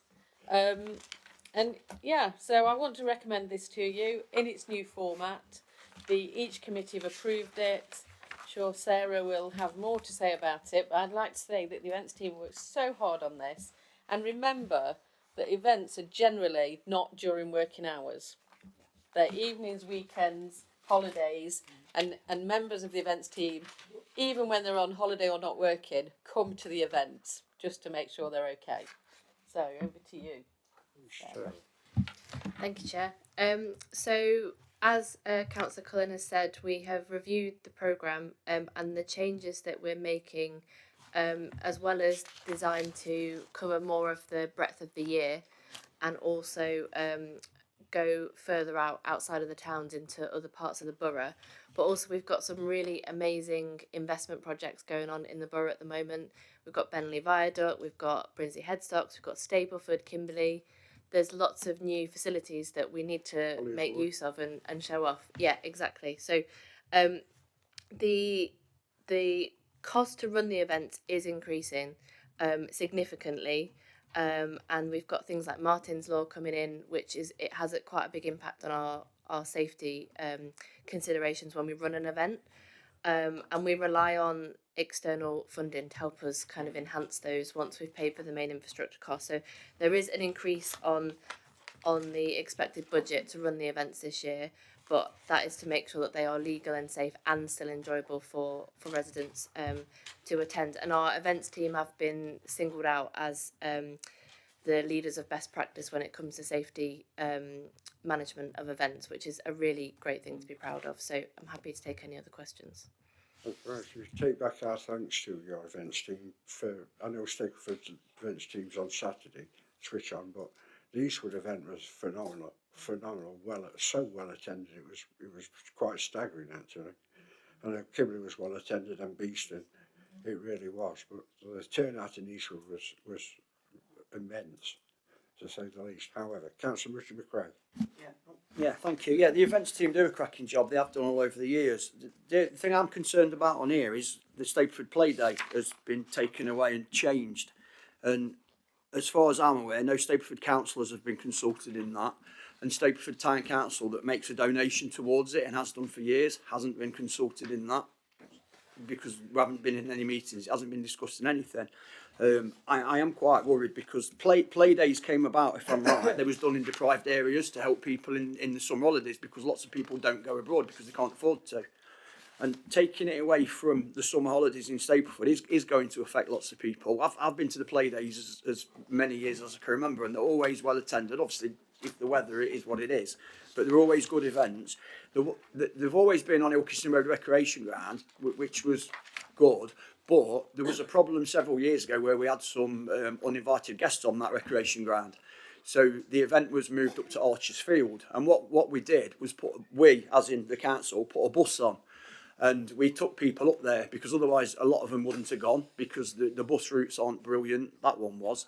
A lot of people won't travel from the estate in Stapleford up to the other end. But then the people that live up the other end around it was Archers Field, they really appreciated it being up there because there is some similar issues with people, you know, the struggle like in lots of areas.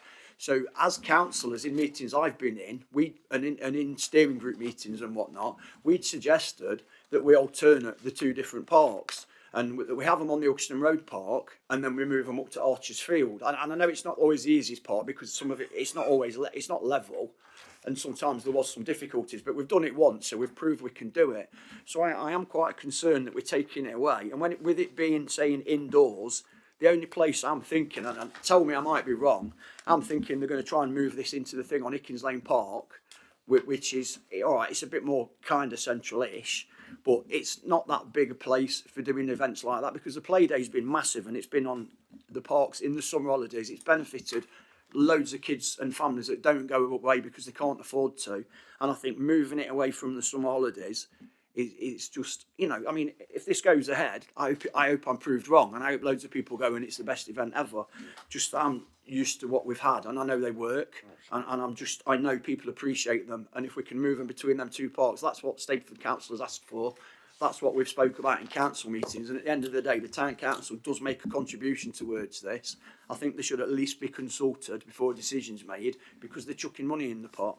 Thank you. Do you want to come back on that? Yes, yeah. So, Councillor McRae, I appreciate your concern.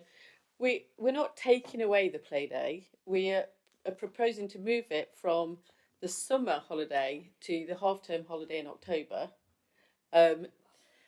We've had some issues with the summer play days, with the weather being so hot recently that it's not been safe for staff or people attending. And we've taken that into account with moving the play days to other times, and also spreading them around. So, as I said earlier, people go to events across the borough and making sure that we're covering all of the school holidays. A decision about the decision to weatherproof events by moving them to venues where they can be also held indoors is very sensible, so that we don't have to cancel any events either because of extreme hot weather or rain, in particular rain and gales. A decision about where the Stapleford Play Day would be hasn't actually been made, and you know, there are different options for it. I think that we can say that this will work, and I hope you'll see that. In terms of whether Stapleford councillors were consulted or not, I said earlier that this events programme had been considered and approved by the Each Committee, and then I'm sitting here trying to rack my brains to think, is there a Stapleford councillor who turns up or comes to the each committee? And therefore, that's where the consultation cross-party, I mean, I know Councillor Ball comes for the Conservatives and things like that. So there's cross-party consultation before this made it this far, and that was all approved. So, and also, you know that I'm the cabinet member for this, and if you wanted to make any representations about what's happening in your area, you could speak to me about it, and you haven't. So I think it will be fine, and I think you'll find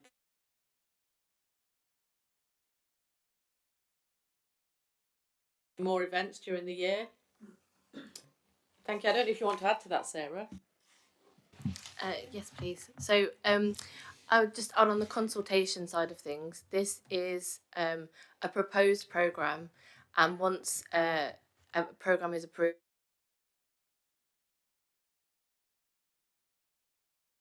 work with all the town and parish councils, with community groups, on developing the events further. And sometimes with the nature of events, it means that things have to change in the programme. One example from the programme we've just finished is we had the play day in Nuttall, not Kimberley this year, because there was not a venue available in Kimberley. It's a dynamic programme, so we will be consulting with and having all the steering groups and all those things that we normally do as part of the event planning process. Okay. Thank you very much. Councillor Marshall.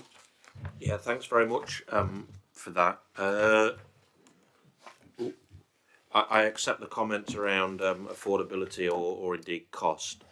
We're going to, I'll just be clear, we're going to carry on funding this events programme now and into the future. It is brilliant. The team who put loads of effort in are fully cognizant of cost pressures and are continually testing through our own internal kind of like cost benefit stuff around events, continually talking to me if there's a concern around finance or indeed events. So I've got no qualms whatsoever that cost, affordability and indeed value for money is at the forefront of their minds. It's a brilliantly diverse programme with some huge attendances for some of the events as well. Quite remarkable. I was at the Beeston Light switch on. It was absolutely rammed. It was brilliant. They were queuing around the block for the free Santa and and I mean around the block of Beeston Library. It was absolutely brilliant. And you know, the team should be recognised for the efforts they put into that day. It ran incredibly smoothly. There was no trouble.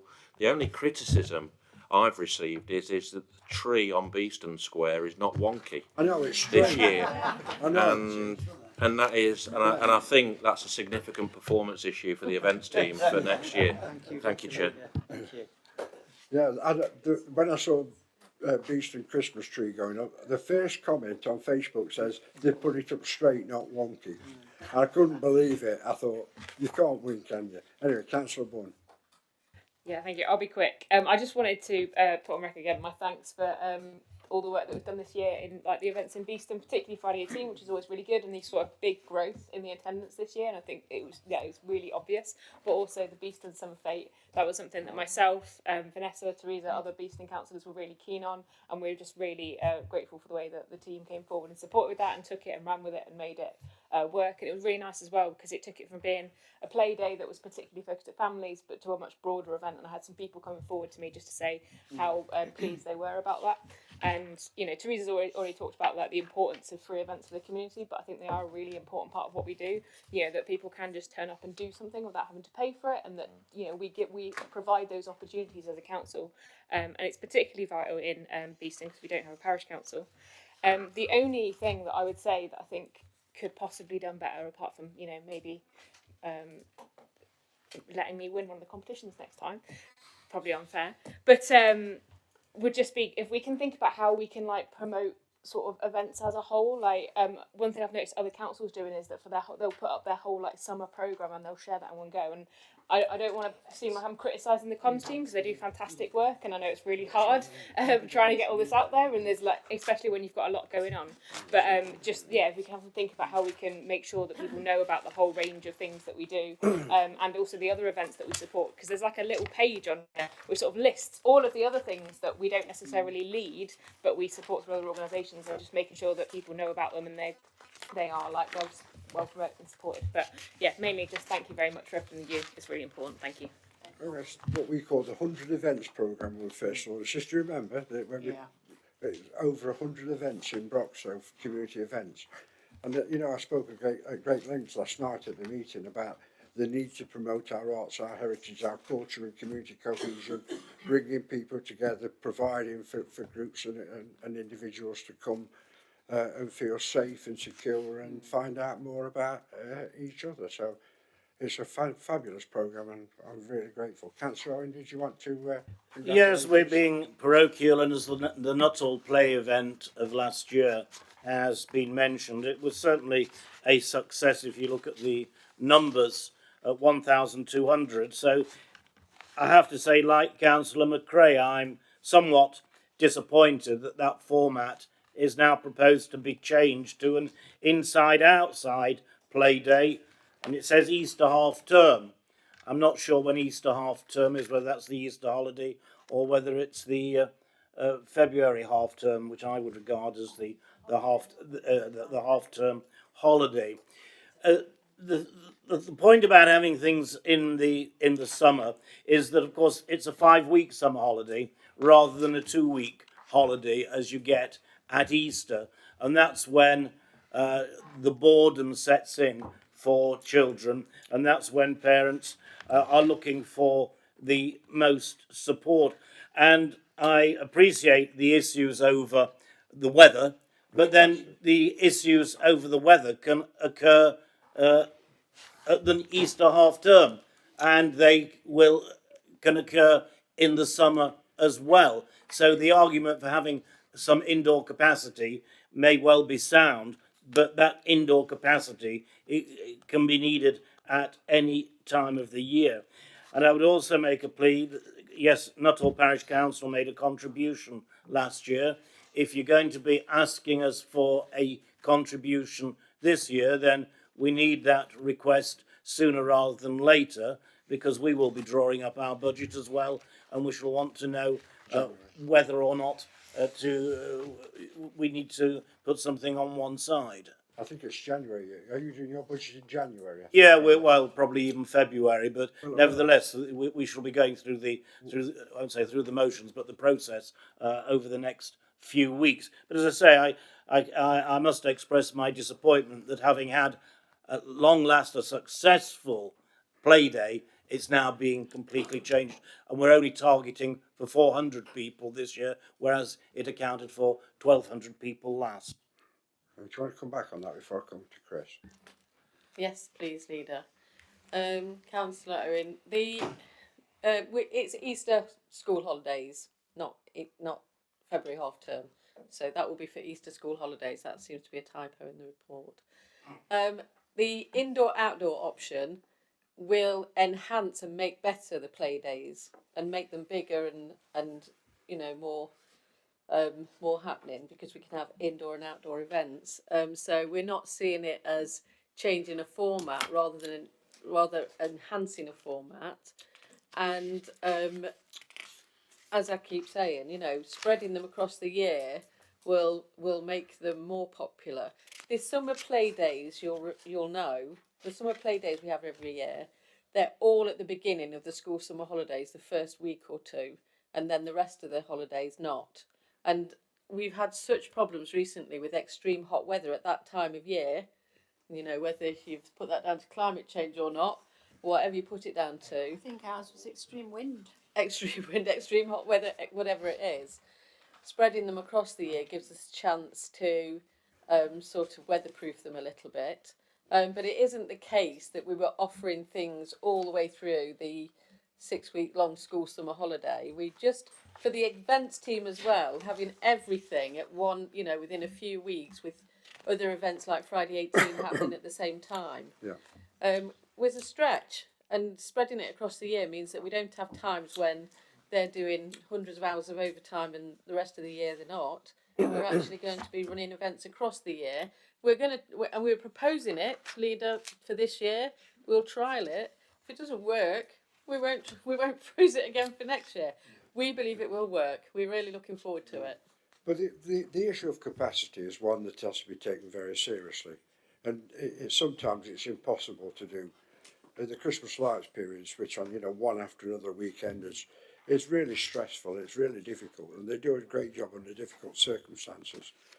But we'll look at it, we evolve our policy, but it's great when you come to Cabinet with a report that we can look at, can we do something extra, or can we hold it here or there, or we're looking at different ways rather than cuts. Everybody else is looking to cut arts and events and projects. We're not, we're expanding, we are, and it's vital to our core beliefs to promote community cohesion and this get together and let's enjoy life. So, Councillor Chris Carr. Thank you, Chair. Yeah, I just wanted to say that the events team, I think, do a really good job providing these events to our communities. I think spreading out throughout the year will obviously reduce a lot of the strain on the team, so they can focus more on the events as they're coming up and not cramming all that work into one space where it might be they'll won't be able to put as much time into one event because they have to put more time into another. So spreading it out means that they can give those events a lot of the focus that you kind of need. I also want to say that it's really nice to see that we're not only having Friday 18 in Kimberley again next year, but we're looking at extending it to Stapleford as well, and at a different time of year, just to kind of see what effect that has on, because it's not going to be the same format as the one in Beeston. It's going to follow the same format as what we had in Kimberley, where it was in a lot of the local pubs, and from my experience of going to all of them, some of that was dependent on the weather. Some places did really well when it was warm. I think it was the Cricketers Rest finds that when the weather's nice, because it doesn't have a big beer garden, it's got two pubs next to it that have big beer gardens. People tend to go there when the weather is when it's quite sunny. So it's good to see that we're trialling different ways of providing these events and trying to find what is best suited for them. And as Teresa, you said in each committee when we were sat in the D.H. Lawrence Museum, that now means each town in the borough has a musical event, Friday 18 in Beeston, Kimberley and Stapleford, and the D.H. Lawrence Music Festival in Eastwood. Thank you very much. Councillor Don Pringle, do you want to ask something, Don, or make a comment? Thanks, Chair. Just very quick. Next year is the 75th anniversary of the Festival of Britain. It is, yes. And Trowell was awarded the Festival of Britain Village, and we're planning to do something. And I've asked the clerk. I don't know whether she has contacted you. Some thoughts, because I think, yes, it's a Trowell thing, but it's also a borough thing actually, because that village was. So I just wonder. I haven't got a date yet, but if I can come back to you with a date, see whether we can do something, because for our summer things normally we get probably about 500, 600 people. Anyway. Trowell in Bloom. Was it Trowell in Bloom? I think it was for something like that. I think they were doing that for a few years, yeah. But not anymore, yeah. Festival of Britain, so in Bloom, wasn't it? Yeah, right. I mean, I'd like, if before I was born, Councillor. Yeah, thanks. 75 years ago, before I was born. Was it? Yeah. Have you got a note of that, Sarah, your team? We'll have a look at that. We'll have a look at that, Don, seriously with you. Okay, Councillor Helen Skinner, and then I'm going to move on. Do we have like a timetable of when the fairground comes? Because that's an exciting thing that just suddenly turns up. You're right. That's very much dependent on the weather. We've got Bramket, Eastwood, Brinsley. Yeah, I mean, that makes it exciting for people. I know they have to pay, but it's nice that it comes. Okay. But I don't know when it's going to be. Well, they usually do their own publicity, I think. Yeah. Yeah, it's the parks team that organise the fairgrounds. The parks team organise that, but we can work with Emma's team to promote it. Can you ensure that we work together then and get that out in advance of any event, so we can include it within our PR stuff? Okay. That's good then. Any further questions or comments? Can you switch your mic off, Helen, please? Switch your mic off. Any further questions or comments? If not, then recommendations resolve that the council events programme be approved and associated costs of funding being included in the budget setting process for next year. All those in favour? That's unanimously agreed. Okay, can I move on to item 7.1, which is the garden waste subscription fees on pages 193 to 200. There's nothing I wish to add to the report. It's self-explanatory unless Councillor Skinner, but I'll move the recommendation on page 193. Yeah, That's seconded. Sorry, I second it. Yeah, I'll tell you that we've decided that perhaps we're being a little bit greedy, a bit too ambitious, trying to have a price rise every year because the numbers were dropping slightly. So we decided to stop it and keep it at £45 this year, which was the same as last year, and that seems fairer. But because we do get income from this, that's why we're raising the cost slightly of the subsequent bins. So the first bin is £45 and the others are going to be about £2 more. So it's still a brilliant service. You know, I think we perform well compared to other councils and people value it as a service. And when you look at how much each round costs, each bin collection costs, it's very little, and it's very useful, especially for people like me with a huge garden and no car. So I don't know if Emma wants to add anything to that. Yeah, thank you, Chair. The report actually, further in, following on from Councillor Skinner, sets out the proposals for the garden waste subscription fees of 26-27. Garden waste is a non-statutory service and our aim is to keep it affordable while ensuring the service remains financially sustainable. The recommendation is to freeze the price of the first bin at £45, which is still competitive when you compare that to other councils across Nottinghamshire and within the local region. For additional bins, an increase of £2 per bin is proposed, then that will bring the fee to £28. This helps to offset rising operational costs while continuing to offer good value for residents. From the 1st of October 26, the autumn discount will apply and the recommendation is to reduce the first bin to £27, halving the cost of any extra bins. This approach supports an uptake later in the season and maintains flexibility for households, and that's sort of detailed in the appendix. Now, while subscriber numbers have dipped slightly in recent years, this balanced proposal aims to stabilise participation and protect the core customer base. It also ensures service continues to divert garden waste from residual bins, supporting our environmental objectives. I'm happy to take any questions. Thank you very much for that. So, is everybody clear on the report and the reasons for freezing the price this year? Is we feel that the cost has reached at £45 is what the market can safely stand. So no increase is proposed. For an additional waste bin be increased by £2 to £28, and then from October of next year, taken through to the following year, the subscription fee be reduced to £27 to encourage people to take the first bin on. So those recommendations moved and seconded. Are there any questions or comments? Councillor Marshall. Yeah, could you just remind me, please, Emma, the proportion of our total recycling rate, which is green waste or garden waste? Yeah. Through you, Chair, it's roughly half. Yeah. Yeah. Councillor Bourne. Thank you. Yeah, I'm pleased to see that the price isn't going up, so I don't have to pay any more for my garden waste bin next year, so that's nice.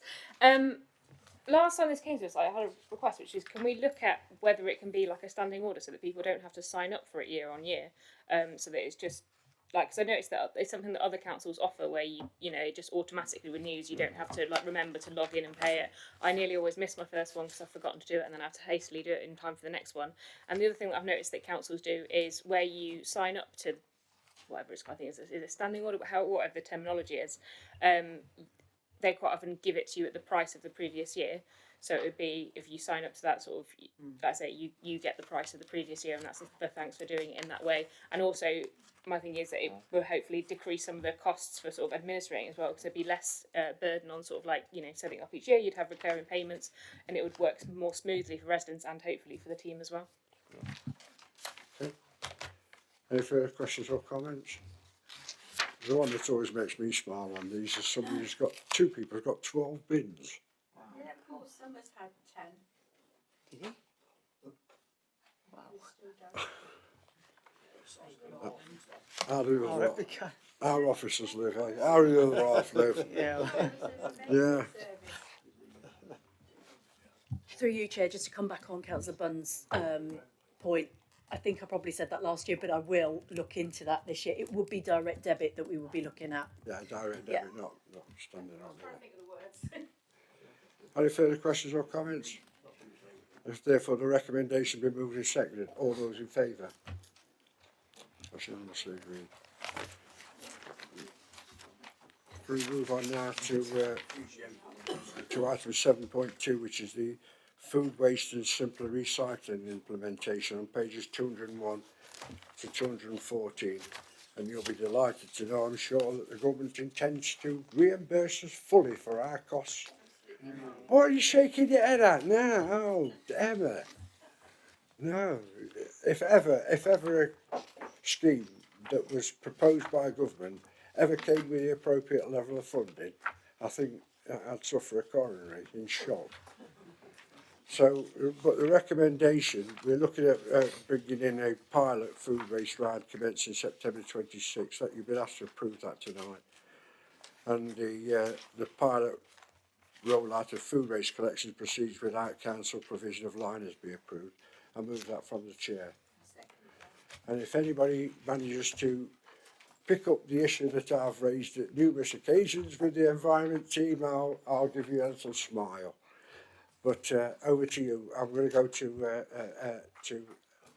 Ellen first, and then to Giorgio. So I think this highlights, when you look at this, how this has taken quite a long time in the planning, and to decide upon the sort of bins, whether to have liners, the colour of the bins, and it has taken months and months in dialogue with all the other districts and the city, and it just shows how we can all work together. We don't actually have to have local government review. We could just work together with others when we had to want to share things and come up with ideas. It was too easy. Yeah. This is what this shows. But yeah, Emma can give you some detail on this, but I'm happy about the colours of the bins and the size of the bins, and I did want a purple one, but I think we've gone for black and silver. But also, because the government are keeping us about £500,000 short of what we really need, we can't afford to give them liners. I didn't think liners were necessary anyway, but you know, how can we do that as well? We can't give any luxury. We've got to deliver this, and they, instead of any carrot, there's a stick with anything that government says you have to do, and they've made it hard for us to do, but we will do it. And it's just a shame that we can't have all the money. Well, of course, being a poor, humble working class boy, we don't have food waste in our house. When you come to my house for meals, you eat what's on your plate or else, mate. But over to you, Evan. Yeah, thank you, Chair. Like Councillor Skinner, I would have also liked a purple bin. Anyway, so this report seeks Here we approval. go. It's all going to be my fault. I can see this coming in the end. It seeks approval for the next steps in preparing food waste collections and simpler recycling. So the report covers 5 key areas, and it's quite a complex report that I've provided. So the first is around the food waste trial. So we're proposing to undertake a pilot food waste collection round starting in September 26. It's a trial designed to test the service, gather insights and learn what works before mandatory collections start in October 27, and that's across the whole borough. The pilot will cover around 1,700 properties, lightly centred on the Larkfields estate in Nuttall, although this is subject to the final round review, which we're currently working on. So each household, and I've bought samples today, will receive a 23-litre container so that residents will get that to put outside their property. The lid does lock with the handle up, and what they will also get, although this is not the colour, is a 7-litre kitchen bin. Now we've gone for silver, so in consultation with both members and with the other districts, because they found that if you went for a bin colour that was sort of fairly neutral, people were much more likely to keep it in their kitchen and therefore using it for their food waste collection. So this will be a sort of a silvery grey colour. So those are the examples I've brought there today. If members want to have a closer look, please come see me after. The report also details the funding challenges that we've got. So whilst we have received just over £1 million in new burdens funding, the actual capital requirement for a full rollout is 1.56 million. So that leaves a shortfall of nearly 500,000. So in addition, the revenue cost for the full rollout is estimated at 1.3 million in year one, reducing to just over 1 million annually thereafter. And we don't know what level of revenue support will be provided by the government, and this remains a significant risk. And just to sort of also say, in terms of the funding challenges, that big shortfall has come mainly from the vehicles. So when we had our new burdens funding, you were looking at about £80,000 per vehicle. Well, we've just ordered some, and that's 127,000, sorry, per vehicle. So a big increase. So it's not the new burdens funding has not accounted for any inflation. The report also talks about simpler recycling. So in March 26, we will see the addition of further materials in the green lidded recycling bin. That will include foil, Tetra Pak cartons and plastic pots, tubs and trays, which is really, really positive. Glass will continue to remain separate. The government did want to see paper and card to be collected separately, but we will be completing what is called a TEEP assessment, meaning that it's not economically viable for us to do so, and that's supported by the County Council. Also to make members aware that soft plastic film will also need to be collected by April 27. Next, a talk about trade waste. So from March 27, all businesses, regardless of size, will be required to have food waste and simpler recycling arrangements in place. Now, whilst businesses choose to provide, can choose their provider for that service, we must make sure that we are compliant because we have to legally offer that service. And now we do offer food waste for larger businesses, including our own, and simpler recycling. And we currently utilise our glass vehicle for food waste collections as it's a sealed unit. But we are going to need a food waste vehicle solely for trade. And that will form part of the capital programme for 26-27. And that report will be presented to members in the new year. Collaboration. So whilst we're working very closely with Nottingham districts, as Councillor Skinner has made you all aware, we will run similar pilots at the same time, and the aim is to share that learning and, where possible, agree a consistent approach across the county. And that sort of also is in relation to liners, which at the moment there's a bit of a disagreement with that at the moment. I'm happy to take any questions. Thank you very much for that. Any questions or comments? Let me go to Councillor McVeigh first and then Councillor Marshall. Yeah, thank you for picking silver bins, because my missus is going to want to decorate the kitchen. That's going to cost us a fortune, but it's a good idea, isn't it? It's grey, really. She'll decorate whatever colour it is, and we're going to end up with a new kitchen, but it is what it is. I think this is really good. I mean, most of you know, food, and that's something I deal with. We collect it from the supermarkets, and I know this is something, as Councillor next to me said, we've been looking at this for a long time, haven't we?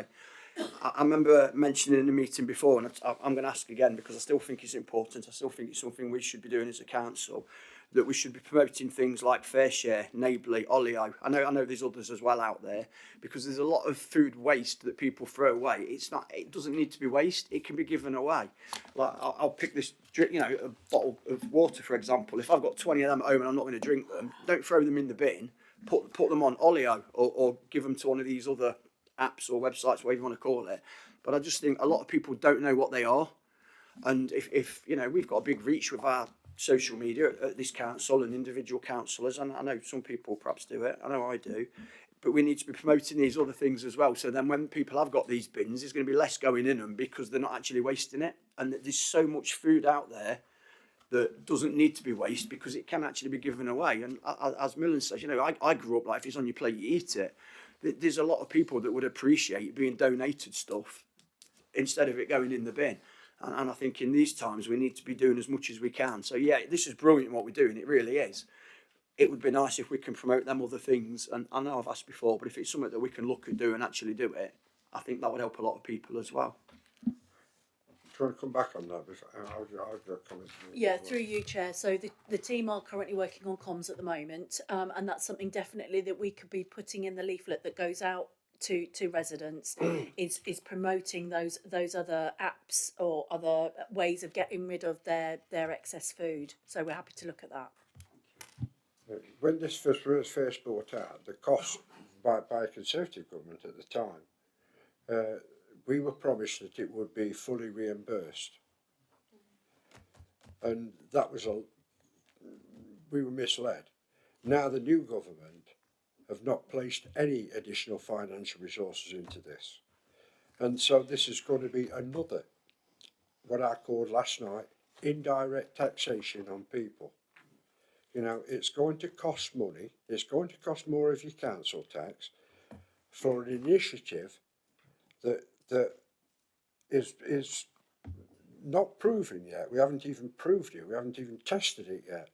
And already we're going to be £500,000 a year down, at least, and that's just on new vehicles. You know, by the time you take into future movements as well on recycling, you know, the laugh was at one time you'll finish up with 7 bins on your garden and you can start to recycle your recycling bins. But the point about all this is that unless it's funded properly, it becomes another taxation burden on local people. And if we want people to respond in a positive way, and we all do on recycling, then the government has to fund it to its full cost. And so I hope that what we'll be doing is lobbying now the Minister personally and saying, you are selling us short again. It's all right standing up in Parliament and making some stupid statement about how you're going to change the world, but unless you put the resources to back it up, you know, it's just empty hot air and it just becomes another form of taxation. So that's the point that I wanted to make to everybody tonight. That is the biggest concern about recycling is the cost rising, the exponential cost of recycling becoming unviable for local authorities, and that day's rapidly approaching. Needs more thought to it. Perhaps one day we'll elect ministers with brains, but you know, I hope they're watching. Anyway, sorry, I'm going to go to Ellen's going to first, and Councillor Georgia, and then I'll come to you, Philip. I'm sorry, Greg, I beg your pardon, it's Greg next. Ellen, sorry. Yeah, thanks, Chair. There is a financial implication, but make no mistake, the initiative is a good one.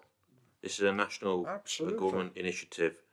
It is a good one, and there is actually strong evidence that shows that this will have measurable impact on recycling rates. That is true. The evidence for recycling food waste is there, and it will have a not insignificant impact on what is, for a number of years now, a stubborn recycling rate within Broxtowe, which is not out with the stubborn recycling rates of other authorities as well, and that is problematic. That is problematic. I'm pleased that we're starting in Larkfields because I'm sure there'll be a strong advocate for the pilot scheme there in Larkfields. It'll be on his election leaflet in 27. It'll be on his election leaflet, so I am pleased for that. But if you do need another pilot area, Emma, then please consider favourably whether Beeston West will be a pilot area as well. I'd love to take up that initiative.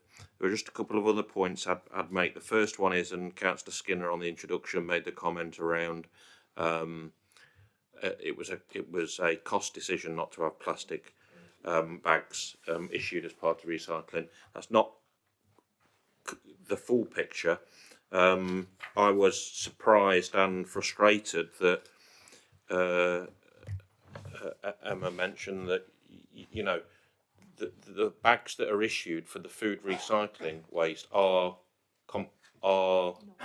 biodegradable, but make sorting more difficult at the sorting end of the entire process, which is a deep frustration. And of course, the obvious other opportunity is not having a non-biodegradable bag. It's something like that, and I've either got it the right way around or whatever, or it's about bag sorting at the food end. So that is a consideration, which of course has been borne out of the reason not to issue bags per se. The second point I'd just like you to come back on, please, is how will we be how will we be identifying individuals? Will they sign up, or because, for instance, I recycle my food waste and I stick it in my compost in the garden, and I won't need a food recycling bin. How are we just going to moderate out those that have a similar practice in the authority? Do you want to answer that now, please, before I move on? Yes, through you, Chair. So just to go back on your point, myself and the Deputy Chief Exec will be sort of pulling something together so that we can lobby government for that potential shortfall. So we will be looking at that. Just to come back on Councillor Marshall's point, so he's right, our recycling rates are in decline, and that's across the UK. So currently we have a recycling rate of 35%. With the introduction of food waste and simpler recycling, we will automatically see a rise across the borough of up to and beyond 45%. So a significant impact on our recycling rate. In terms of the liners, Councillor Marshall is right. Biodegradable bags weirdly do cause that problem, so they become very sticky. And they become more of a problem to fish them out in terms of the processing, and plastic bags are better in terms of sorting that out, so they get taken out right at the beginning of that process. They are used, it's not ideal, but they do go for energy for waste, so they are incinerated, but it recreates energy from that, so it's not terrible in terms of their disposal. In terms of the question Councillor Marshall asks about who decides can people pick, no, so everybody on that round will automatically be signed up for food waste. If they don't want a bin, they just need to let us know, and we'll get them on the list to not deliver one when we do that rollout. Okay, Councillor Skinner. Yeah, I think in terms of the cost of the lorries, everybody knows that councils are doing this, so they're ripping us off. I think that's a case as well, because I remember when many years ago, when it was known that we were all doing double glazing programmes and kitchens, suddenly overnight, because we had all this money, it was Tony Blair gave us this decency standard money, didn't he? And everybody overnight doubled the cost of what they charged us to do that, because they'd like to rip off council. So I think that's one of the points in there as well. The other thing is that the Green Rewards scheme, if you're part of the Green Rewards scheme, it encourages you to use leftovers and not to waste food, and you get points for doing that. The other thing is there is a difference between biodegradable bags and compostable bags, and biodegradable ones are the ones that fall apart into little flaky bits and leaches plastics into the environment, so we don't want them. I myself would like to encourage people not to use any bags at all. I don't think it's necessary to have bags at all, and that's the way I would like to go with that. And also, I think it's, if we want to reduce recycling rates, we can't just continue making councils recycle more and more stuff and recycle our way out of this climate catastrophe. We've got to try and persuade people or manufacturers not to make single-use plastic in the first place, and discourage councils from buying single-use plastic bottles for their water. I was given it. Somebody made it though. Yeah, I know. Councillor Owen. Yeah, thank you, Chairman. I'm sure a Conservative government would have fully reimbursed local authorities for the costs involved, because we're like that. I'm not the councillor for not all Lockfields. Councillor Mrs. Owen has the joy, and it's a pity that there hadn't been some consultation with elected members before this became public. I don't know what the rationale was behind selecting that particular area as a pilot. There is, I see, in the revenue a budget of 75,000 for communications. And I think it will need to be clear and straight to the point. The Larkfield estate, you say it's a mixed estate, in part it is, but there are a significant number of elderly people that live there. There are flats as well, but I'm particularly concerned about the significant number of elderly people that live there. To them, I suspect, and I'm not going to be insulting at all, unlike some people about residents. They will need to be guided through the process as we all will. I can't see in the report, and I may have missed it, how often the collection is going to take place, because I think that's important. And what happens if people say, I'm sick of having all of these bins, which I suspect we're getting to that point now. I wouldn't dream of having a glass recycling bin. I can't get through enough bottles of champagne to justify one. So I take my empty bottles to the bottle bank so that the local boys brigade can make a bit of money out of it. But what if there is resistance? And I'm not suggesting there will be in Nuttall, because we're all law abiding.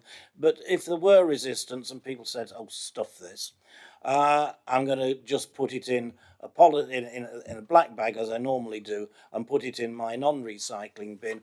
Are you going to go ferreting about in people's bins to check whether they've stuck to the rules or not? Because I think that stories get out about that sort of thing, and it brings the council into disrepute. Through you, Chair, just to go back on some of those points. In terms of why we chose the area, we said that in the report we've not fully finalised that, but that is the area that we are potentially looking at.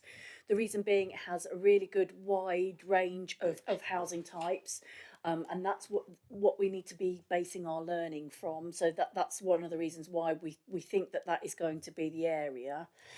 In terms of comms, absolutely, it will be all about comms. There's going to be leaflet drops probably prior to. We'll be running a road show or road shows within the area, showing residents how to use the new bins. In terms of the collections, they run weekly. Obviously, with food waste, you don't want that sitting round any more than that, so they will be running weekly. In terms of those that don't want the bins, that's fine. If you don't want a bin, you don't have to have one.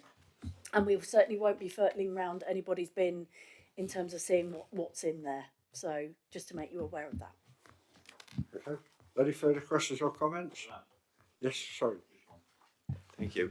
Probably one for Emma, if anybody else. So, question I have is that obviously we're going to do this. I think you said that the N3s, it's going to be incinerated. No. The plastic, only the plastic is. So what is the end process for them? Where is the food going to, and what's going to happen to it? Okay. Do you want to deal with this one, or do you want me to answer it, Emma? Through you, Chair. So at the moment it goes to Derby for anaerobic digestion. So what happens is that plastic is incinerated. It goes to energy from waste.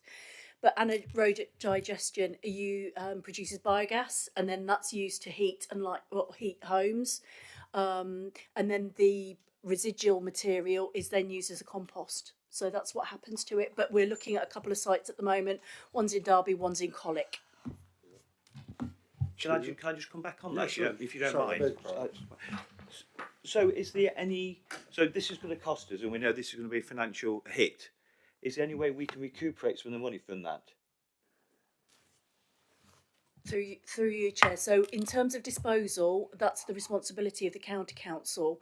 So with regard to any compost material that may potentially be sold on, that wouldn't be with us. We're the Waste Collection Authority, so we're responsible for collection only. When they recycle all the flags in 6 months, when they'll probably use the money from the waste recycling credits.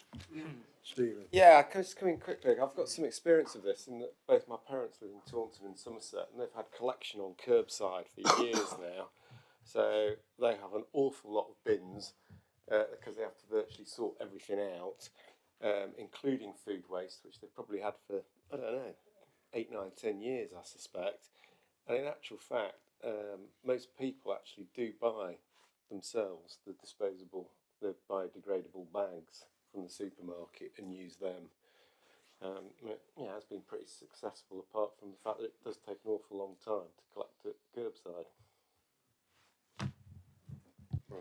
Through you, Chair. So in terms of the liners, what we will be saying to residents is they can use their own bag, because it's very much recognised by the company that is processing the waste, that you're trying to encourage as much participation as possible. So where we will be asking residents, if you do want to line your bin, that's absolutely fine. We would prefer, and RAP do as well, so they prefer the use of plastic liners. So whether that be your bread bin, you know, your bread bag, you can use that. Anything that you've got in your home that you can recycle using that, that's absolutely fine. We would encourage that. But we won't be providing the liners. So a lot of councils and districts within Nottinghamshire are going to be providing the liners, which we won't. Yeah, I think the point I was making was they don't provide them in Taunton, but lots of people still use them. Yes, and that's absolutely fine to do. Okay. Any further questions or comments? Very quick one, Chair. There are two anaerobic digesters in Ilkeston. I don't know if you know that, on the Stanton estate. And that's a company, it used to be called Stanton Recycling, but it's now owned by a company in Stoke. And we've actually been to see them because obviously it was one of the things we were concerned about was odour from that particular company at the time. They now use these anaerobic digesters and there's no odour at all. And basically what they're aiming to do eventually is, at the moment they're just converting it to gas. They add colour gas to it, which allows them to put it into the national grid. But they're also planning to then run their vehicles on the gas that they provide as well. So it's quite a good system. And all the waste, you're quite right, there's a Leicester company that currently collects it, and it's all goes back into the farms as waste. And it's very, very clean, no smell, excellent service. So it might be worth you contact them and see whether you can go and have. It is interesting to just walk through the process to see how it works. The two tanks are probably about 1.5 size of this room, big tank with big rotors in them that keep it moving to make it digest. Okay. It's a cow's stomach is the way I explain it to people. Basically it's a mechanical cow's stomach because that's what a cow does. It takes the grass in and it comes out the other end. So, okay. Cow has 4 stomachs. Is there any further questions or comments? Thanks for that. Is it? If not, then we'll move straight to the vote then. All those in favour? Okay, that's unanimously agreed. Moving on to now the Climate Change and Green Futures interim report is set out on pages 215 to 230. I'll go straight to you. I'll go straight to Emma on this one because it's an explanation particularly on the point of energy. Yeah, thank you, Chair. So this report provides an update on our progress towards carbon neutrality and highlights some of the key challenges and opportunities. First, on reporting, we've corrected last year's fleet emissions data. During the preparation of this report review, whilst I was undertaking the review, an issue was identified with last year's fleet emissions data. The original figures assumed almost full use of HVO, but the fleet operated on a mix of HVO, diesel and petrol. So whilst this correction reduces the scale of the reported improvement, so we reported 31%, it's actually 26.4%, so that's still absolutely really positive. And that the overall direction remains positive and measures are now in place to strengthen data accuracy going forward. Second, the report gives an update on borough emissions. So the latest data shows Broxtowe emitted 392 kilotons of CO2 equivalent in 2023. The figures are always 2 years out of date or in arrears, and shows that there's been a 7% reduction on the previous year. So that's continuing a long-term downward trend, which is really positive. Third, we've got a half year's emissions, April to September. So we've calculated 100 tonnes of CO2 from fleet and business travel, but utilities has not been included because billing cycles run in arrears. And compared to the same period last year, emissions are up. Now, mainly this is due to issues with the HVO pump at the depot, which has meant we've had to use diesel. Now, this highlights the operational risk of using HVO.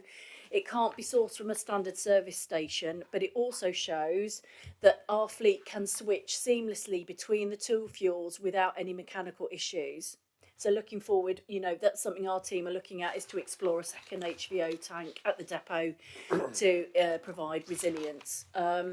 Fourthly, we talk about carbon sequestration. So we've only got 764 days remaining until our carbon neutral commitment for the end of December 2027, and we've started to look at ways in which we can offset those residual emissions. For that, we have turned towards our natural assets, and the team have estimated that they sequester just 1,470 tonnes annually, with tree planting adding further potential.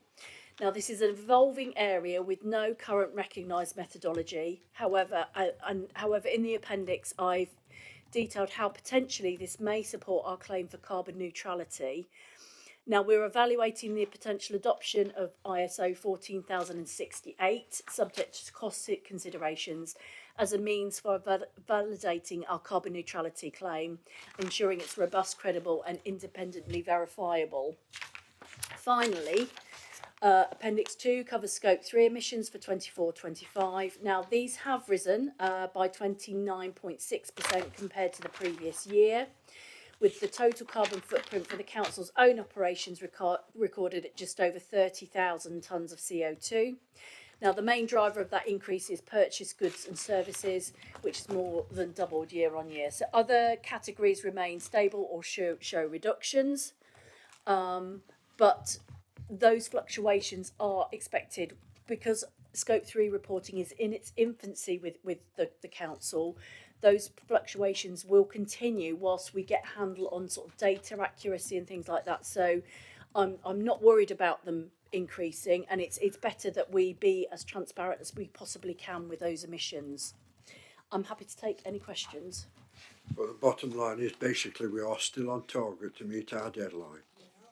Absolutely. Over to you, Councillor Skinner.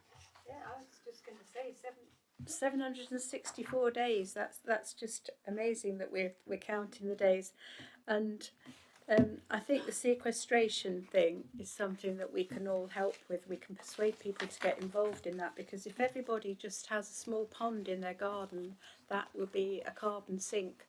And I myself think that moss is the way to go, and we've got this wonderful roof out there with moss on it, and we need to grow that, because that's a good sequester of carbon, probably better than trees. Trees are amazing, and we're planting loads of trees, and it's really good that we've planted, is it 138,000 trees, not just us, you know, since we started doing this. But we've got to look at other things like wetlands and stuff like that, and growing stuff on buildings and encouraging moss and weeds and things like that. And that will really help us with our target, and it will help the environment considerably anyway. It's the right thing to do. I suspect that there's more that we're doing that we're not actually measuring. We'll keep an eye on that. Councillor Marshall. Yeah, thanks. We talked earlier, didn't we, about prominent manifesto commitments being no cuts to jobs and services. Obviously, housing has always been a priority for us as an organisation. I think the third leg of that stool has always been then our environmental commitments, and the work that Emma and the team does is excellent. I would say nationally leading. I can't think of another authority that I think there was one kind of near Oxford somewhere that had a similar target. I can't think of another authority that has as progressive a target as 2027 for neutrality. And of course the graphs on 225 and 226 show the excellent progress is being made. Obviously page 227 talks about sequestration and the importance of nature-based solutions, and that's in the role that plays, and obviously that's what Councillor Skinner's talking around wetlands, grasslands, and the importance of nature-based solutions as part of that. The question I've got, which is what I'm fundamentally coming to, Emma, is in that first paragraph in carbon sequestration, it talks about the methodology, not although recognised, doesn't have a recognised industry body, and I just wondered how that sat alongside then us seeking overtly to have an ISO recognition for carbon neutrality, which does have on its first bullet point credibility as its underlying kind of principle. So whilst it doesn't have a recognised body for sequestration, clearly under ISO 14068 there will be a requirement for us to demonstrate everything what we've done. And I think what I'm trying to say, and I know you know, is that we're not trying to do this by our own kind of hyperbole or any kind of back door. The way we're going to demonstrate that we've done it is through ISO accreditation, and that is crucial when we come back to deflecting any detractors around what we're stating we are claiming. Absolutely. We're seeking validation of the work we've done. It was interesting to note yourself, we had a conversation as Councillor Marshall and myself with EMCA representatives, and I kept pointing out to them that they plan to be carbon neutral by 2050. I said, well, 23 years past Broxton, you know, and I was quite staggered by it, to be honest, but that didn't surprise me. Councillor Bunn. Thank you. I just wanted to ask a quick question about the Scope 3 emissions. Emma talked about why there's so much variability in it. It's like, you know, sort of, it is one of the sort of late things that people are looking at is really complex because obviously, you know, particularly the procurement side of it relies upon the people that are supplying things to us and how well they understand their own processes. So I just wondered if we could have a bit more information about how we are managing that. How do we ensure that the people supplying us are also, you know, doing their bit to make sure that they're reducing their own carbon footprints, and what sort of processes or policies that we have in place to ensure that that happens? Yeah, through you, Chair. So I'll come back on Councillor Marshall's point first, is about the methodology. So we have sort of looked at the methodology for carbon sequestration, and in terms of the validation from ISO, that is something we will need to explore with them before we move forward with that. It also is going to depend on cost, and we will come back to members with that. But Councillor Marshall is right, it's very important that we validate our commitment for carbon neutrality for 27, so that is something we're looking at and can come back with more information on. In terms of Scope 3, how we're managing that, main areas of concern is around procurement. Our Scope 3 emissions are based on spend at the moment, which is not the most accurate way of reporting that level. So as an example, this is going to be tricky. So if we spent £100,000 on trees, that value of carbon footprint would be the same. But we know that trees are very sort of almost carbon negative. Whereas if we spent £100,000 on a vehicle, we know that the embodied carbon within that is actually much, much higher. So it's not a true reflection, and that's something we will be working on. And I know that there are a number of organisations out there that have a more accurate way of reporting that. That, as I said, all of this is quite in its infancy, and it's something that we continue to work to mature our model of reporting. I hope that kind of explains that in terms of Scope 3. We're also working in terms of procurement.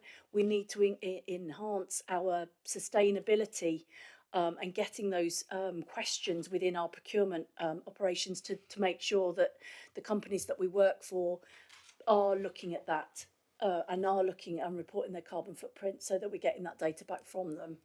Have we got any data back from the retrofit?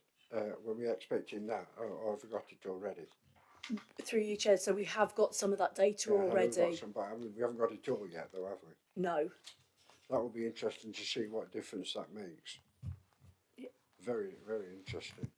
Particularly the two major areas that we've carried out within Eastwood, one on Princess Street and Wellington Street, the other at Scalby Close. So it'll be really interesting to see what the figures are that arrive from that. Because we are pushing I'm sure you're aware, with our asset management team here in particular, we are pushing for retrofit funding for future programmes. Any further questions or comments? No, if not then, that is just a noting report, duly noted. Okay, the next one is citizen visioning 7.4 item, pages 231 to 304. Again, it's a noting report, but it's over to you, Ellen. Yeah, this is a really lovely report because it's, you know, it does involve people. It involves the residents and all those other people who advised and observed and joined in on this. It was a really lovely project, which cost a lot of money, which wasn't ours. So we were very lucky to benefit from that. And I really feel it's the way forward to deal with the environment and climate change, and to get people on board is to do this kind of thing. I mean, what happened in Stapleford last weekend about the transport is the same kind of thing, but they didn't have the level of funding that we had on this. When people can give their ideas and their views and express their problems, and this report here is written so it's in the language of the people who took part. It's not necessarily our kind of speak, so it's, we have to take that on board. And the people I observed a few times and joined in, and people did develop as the project went on. They learned how to listen to each other and to work collaboratively and to share their ideas, and they really grew in confidence in doing that. But one thing that they didn't know, and I think this is probably true of a lot of our electorate, they didn't really know what areas were council responsibilities and what it was in our gift to do. So that needs clarifying, and I think that's often the case. People think the council can do a lot and we've got a lot more power than we actually have. They don't understand what specific responsibilities are ours and what lies elsewhere. But the report's worth looking at and reading, and we have fed in some of the recommendations from the people who took part in the project, and so it's been very valuable and helpful to us as well, and I would like to see a lot more of this. We concentrated on flooding because it just narrowed down the whole thing, and flooding has been an issue for us and continues to be. So it was good doing it on flooding, but there are lots of other areas that we could concentrate on. I mean, transport was a good idea, so I'd like to see a lot more of it. Emma? Yeah, through you, Chair. So just to add to what Councillor Skinner has said, so this report brings forward the final findings from the Broxtowe Citizens Climate Panel, so which was established as part of the Innovate UK Net Zero Living Programme. This was a fully funded programme worth £80,000, and it gave 22 residents from across the borough the opportunity to shape our approach to flooding, a topic that remains high on our agenda following recent events. So the panel met over 4 sessions and produced 8 recommendations on what the council should do and 7 on how we should do it in order to tackle flooding in a fair way. These reflect local voices and priorities. What was particularly interesting is that residents want the council to have greater powers to act on flooding locally rather than relying on Nottinghamshire County Council as the lead flood authority. While some recommendations fall out of our direct control, the next steps are clear. We will share this report widely. Separate actions we can deliver from those needing partnership and embed those relevant points into the refresh of our climate change and green future strategy, which is what we'll be refreshing in the new year. We'll also keep the panel engaged with updates at 6 and 12 months. And whilst this is a noting report, it's an important one as it sets a strong foundation for future work on adaptation and resilience. Excellent. Thank you very much. Questions or comments? Councillor Richard McRae first. Yeah. No, this is a really good report, and it's really good that the residents have actually been affected. I'm on about the flooding bit, have actually been involved in it because they're the ones on the ground. And I think where it says sometimes people don't know whether it's a Broxtowe thing and a county thing, I think that is because, and this is in all areas, Don's been there, as has John and other people, when it floods, it's your borough councillors that get there first, because not just that we live in them areas, I think we care about them more. And bar last time round, we never hear from our county councillors. And like, I don't mean all the time, because last time we did, because we had somebody that was a county councillor that actually lived in the area and cares about us and did come out and get wet with the rest of us. I think it's sad that that's the case, but again, it shows we're a good council. And I know we've all said this before, when it did flood, I think we got out there pretty quick and did stuff as a borough council. The team, you know, the staff was out there, the officers, they've got the boots on. They was there walking through the water and everything. They wasn't just sitting in a warm office somewhere. They was out with the rest of us getting their hands dirty. So, and I think that's why the residents come to Broxtowe, because they know that we care. So this report is really good, and some of the stuff, I hope that we can carry out these actions that the residents have requested. It is good to see that there is groups of residents, you know, I'm sure that, well, I know they're doing the best to what they can do, but with a bit more help and support from the different councils, especially us lot, can make it better, because sadly it is going to rain again, it is going to flood again. We need to be prepared, and we need to help people. It was only the other week the Boundary Brook got quite high, and I know there was Don and other people as well was watching it, and luckily it didn't go over. But some of the residents, I can't even imagine how they feel. They was lifting stuff up, being prepared and everything. So we need to get more help and support for these people, because it is going to happen again, sadly. And I think this report is really good, like I said, especially because the residents have been involved in it as well. It's not just, as you said, it's not just in council speak, is it? Councillor Bunner, then Councillor Marshall to sum up. Yeah, so I was lucky enough to go along to observe one of these sessions. I would have gone to observe more if I could have, because I really love this sort of work. The way that we're involving residents in sort of having ownership over the problems that they're facing and getting recommendations through from them. And one of the things I really like about the report that's come out of this, and I've done similar events, and this is not always the case, but that there are like concrete suggestions for like things that we can do as a council, things that we can do as councillors, but and also for like residents as well.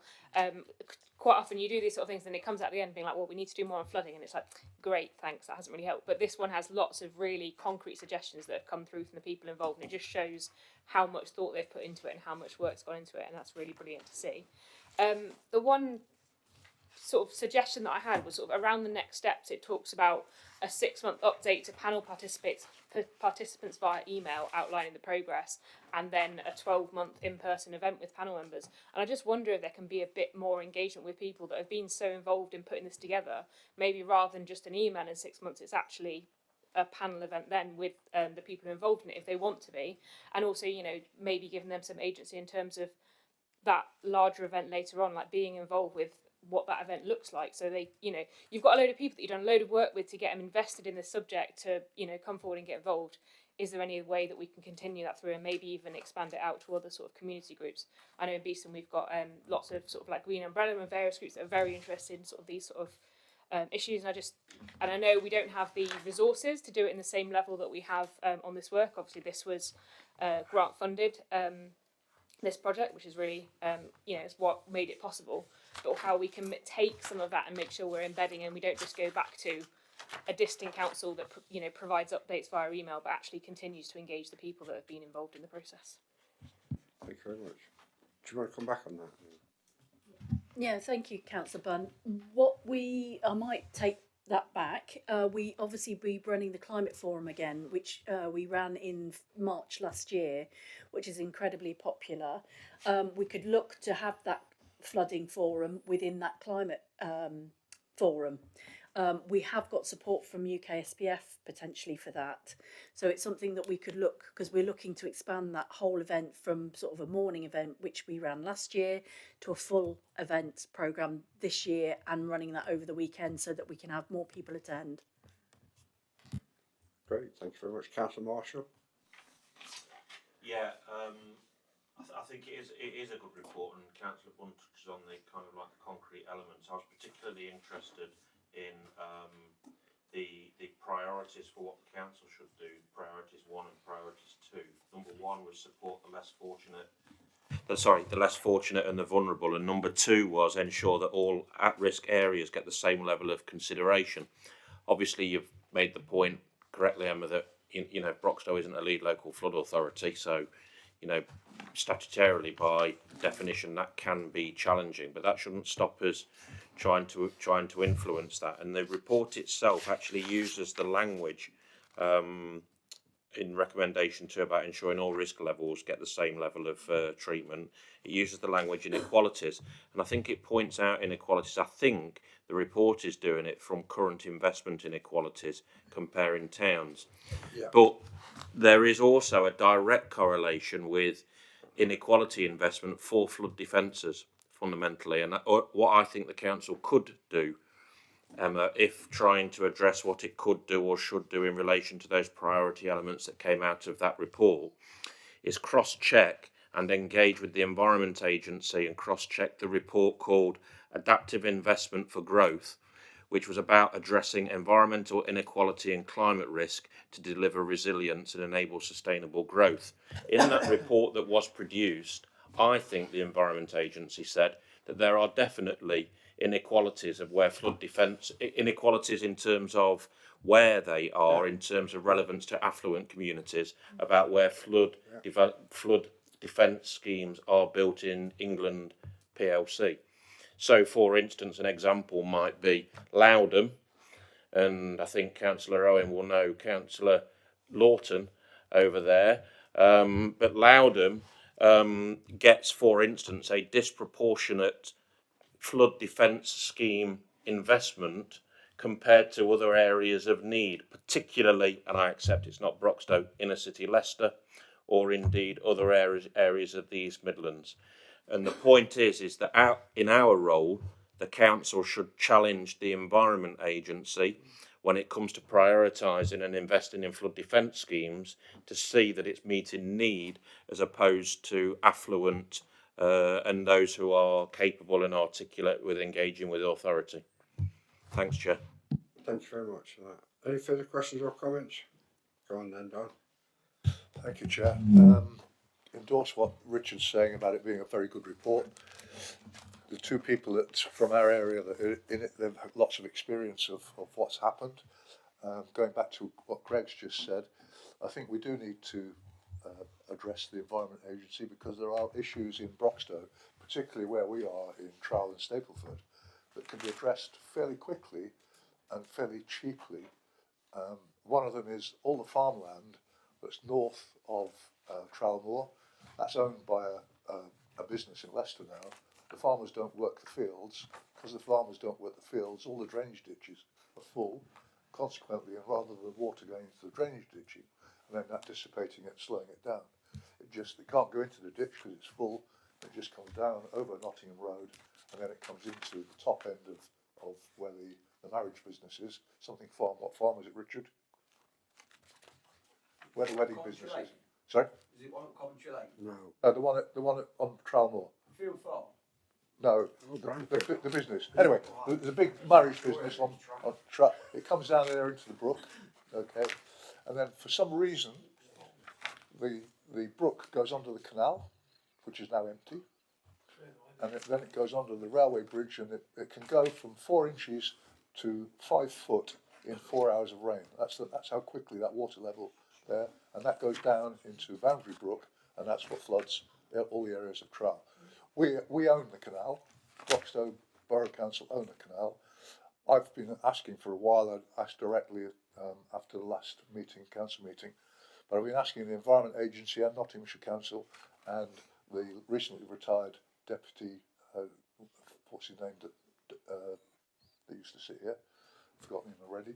But anyway, ask him to look at it because basically, if they use the canal, instead of the river.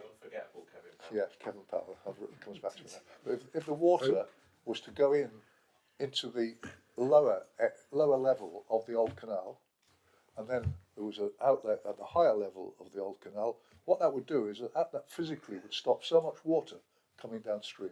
And it's something we could work out with the Environment Agency fairly cheaply.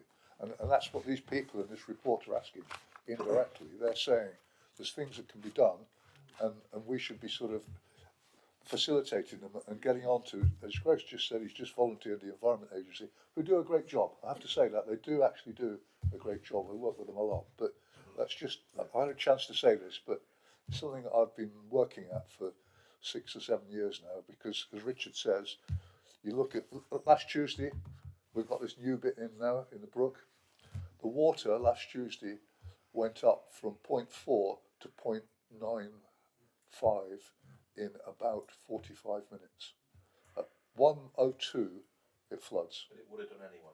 It might have done because of this in, but until we've seen that work a few times, we don't know. Yeah. Because if you remember when I first mentioned this at the previous meeting, it stopped at 0.8, and so, but the rain was heavy this time, so it went up to. So, but if we could look at that, that would be great. I'm just a little bit disappointed that I've only found out about this today, having lived in a flooded area for about since 1990. Are there any further questions or comments? Councillor Skinner. Just on the question of inequality, one of the things that was actually discussed was, the difference between those people who can afford insurance, for example, and those who can afford more elaborate defences around their very own houses. That kind of inequality was discussed as well, like poverty, really. Absolutely. Okay, any further questions or comments anybody wishes to make? No, if not, it's a noted report then, duly noted. Thank you very much for your report. I will pass my thanks on to the team. Next is the Cabinet Work Programme on page 305 to 306. Just one item I want to draw your attention to, the update on the hazard regulator visit. That's likely to be now in December, so if it's in time for the December Cabinet on the 16th, we'll do the preliminary findings to that Cabinet report. Other than that, I'll move the work programme. Just before I second that, can I ask that, Millen, that we just have a discussion with Mr Payne about some treasury management elements as well on that, just a very kind of small one as well, and I'll have a chat with him at the end about that. Yeah, well, we can do it on Teams tomorrow if you want. Yeah, yeah. We talked about treasury management issue I want to talk to you about, Martin. Okay. Any questions or comments? So we may add that to the agenda just dependent. Okay. Any further questions or comments? If not, the work programme is moving second. All those in favour? Thank you very much. That's unanimously agreed. The next item on the agenda, I'm sure you're aware, is the exclusion of public and press. And while Jeremy's disconnecting us, I'll move that the committee is asked to resolve from the section 100A of the Local Government Act 1972, public and press be excluded from the meeting for the following items of business on the grounds of exempt information as defined in paragraphs 1, 2 and 3 of Schedule 12A of the Act. I'll move that from the Chair. Second that. All those in favour?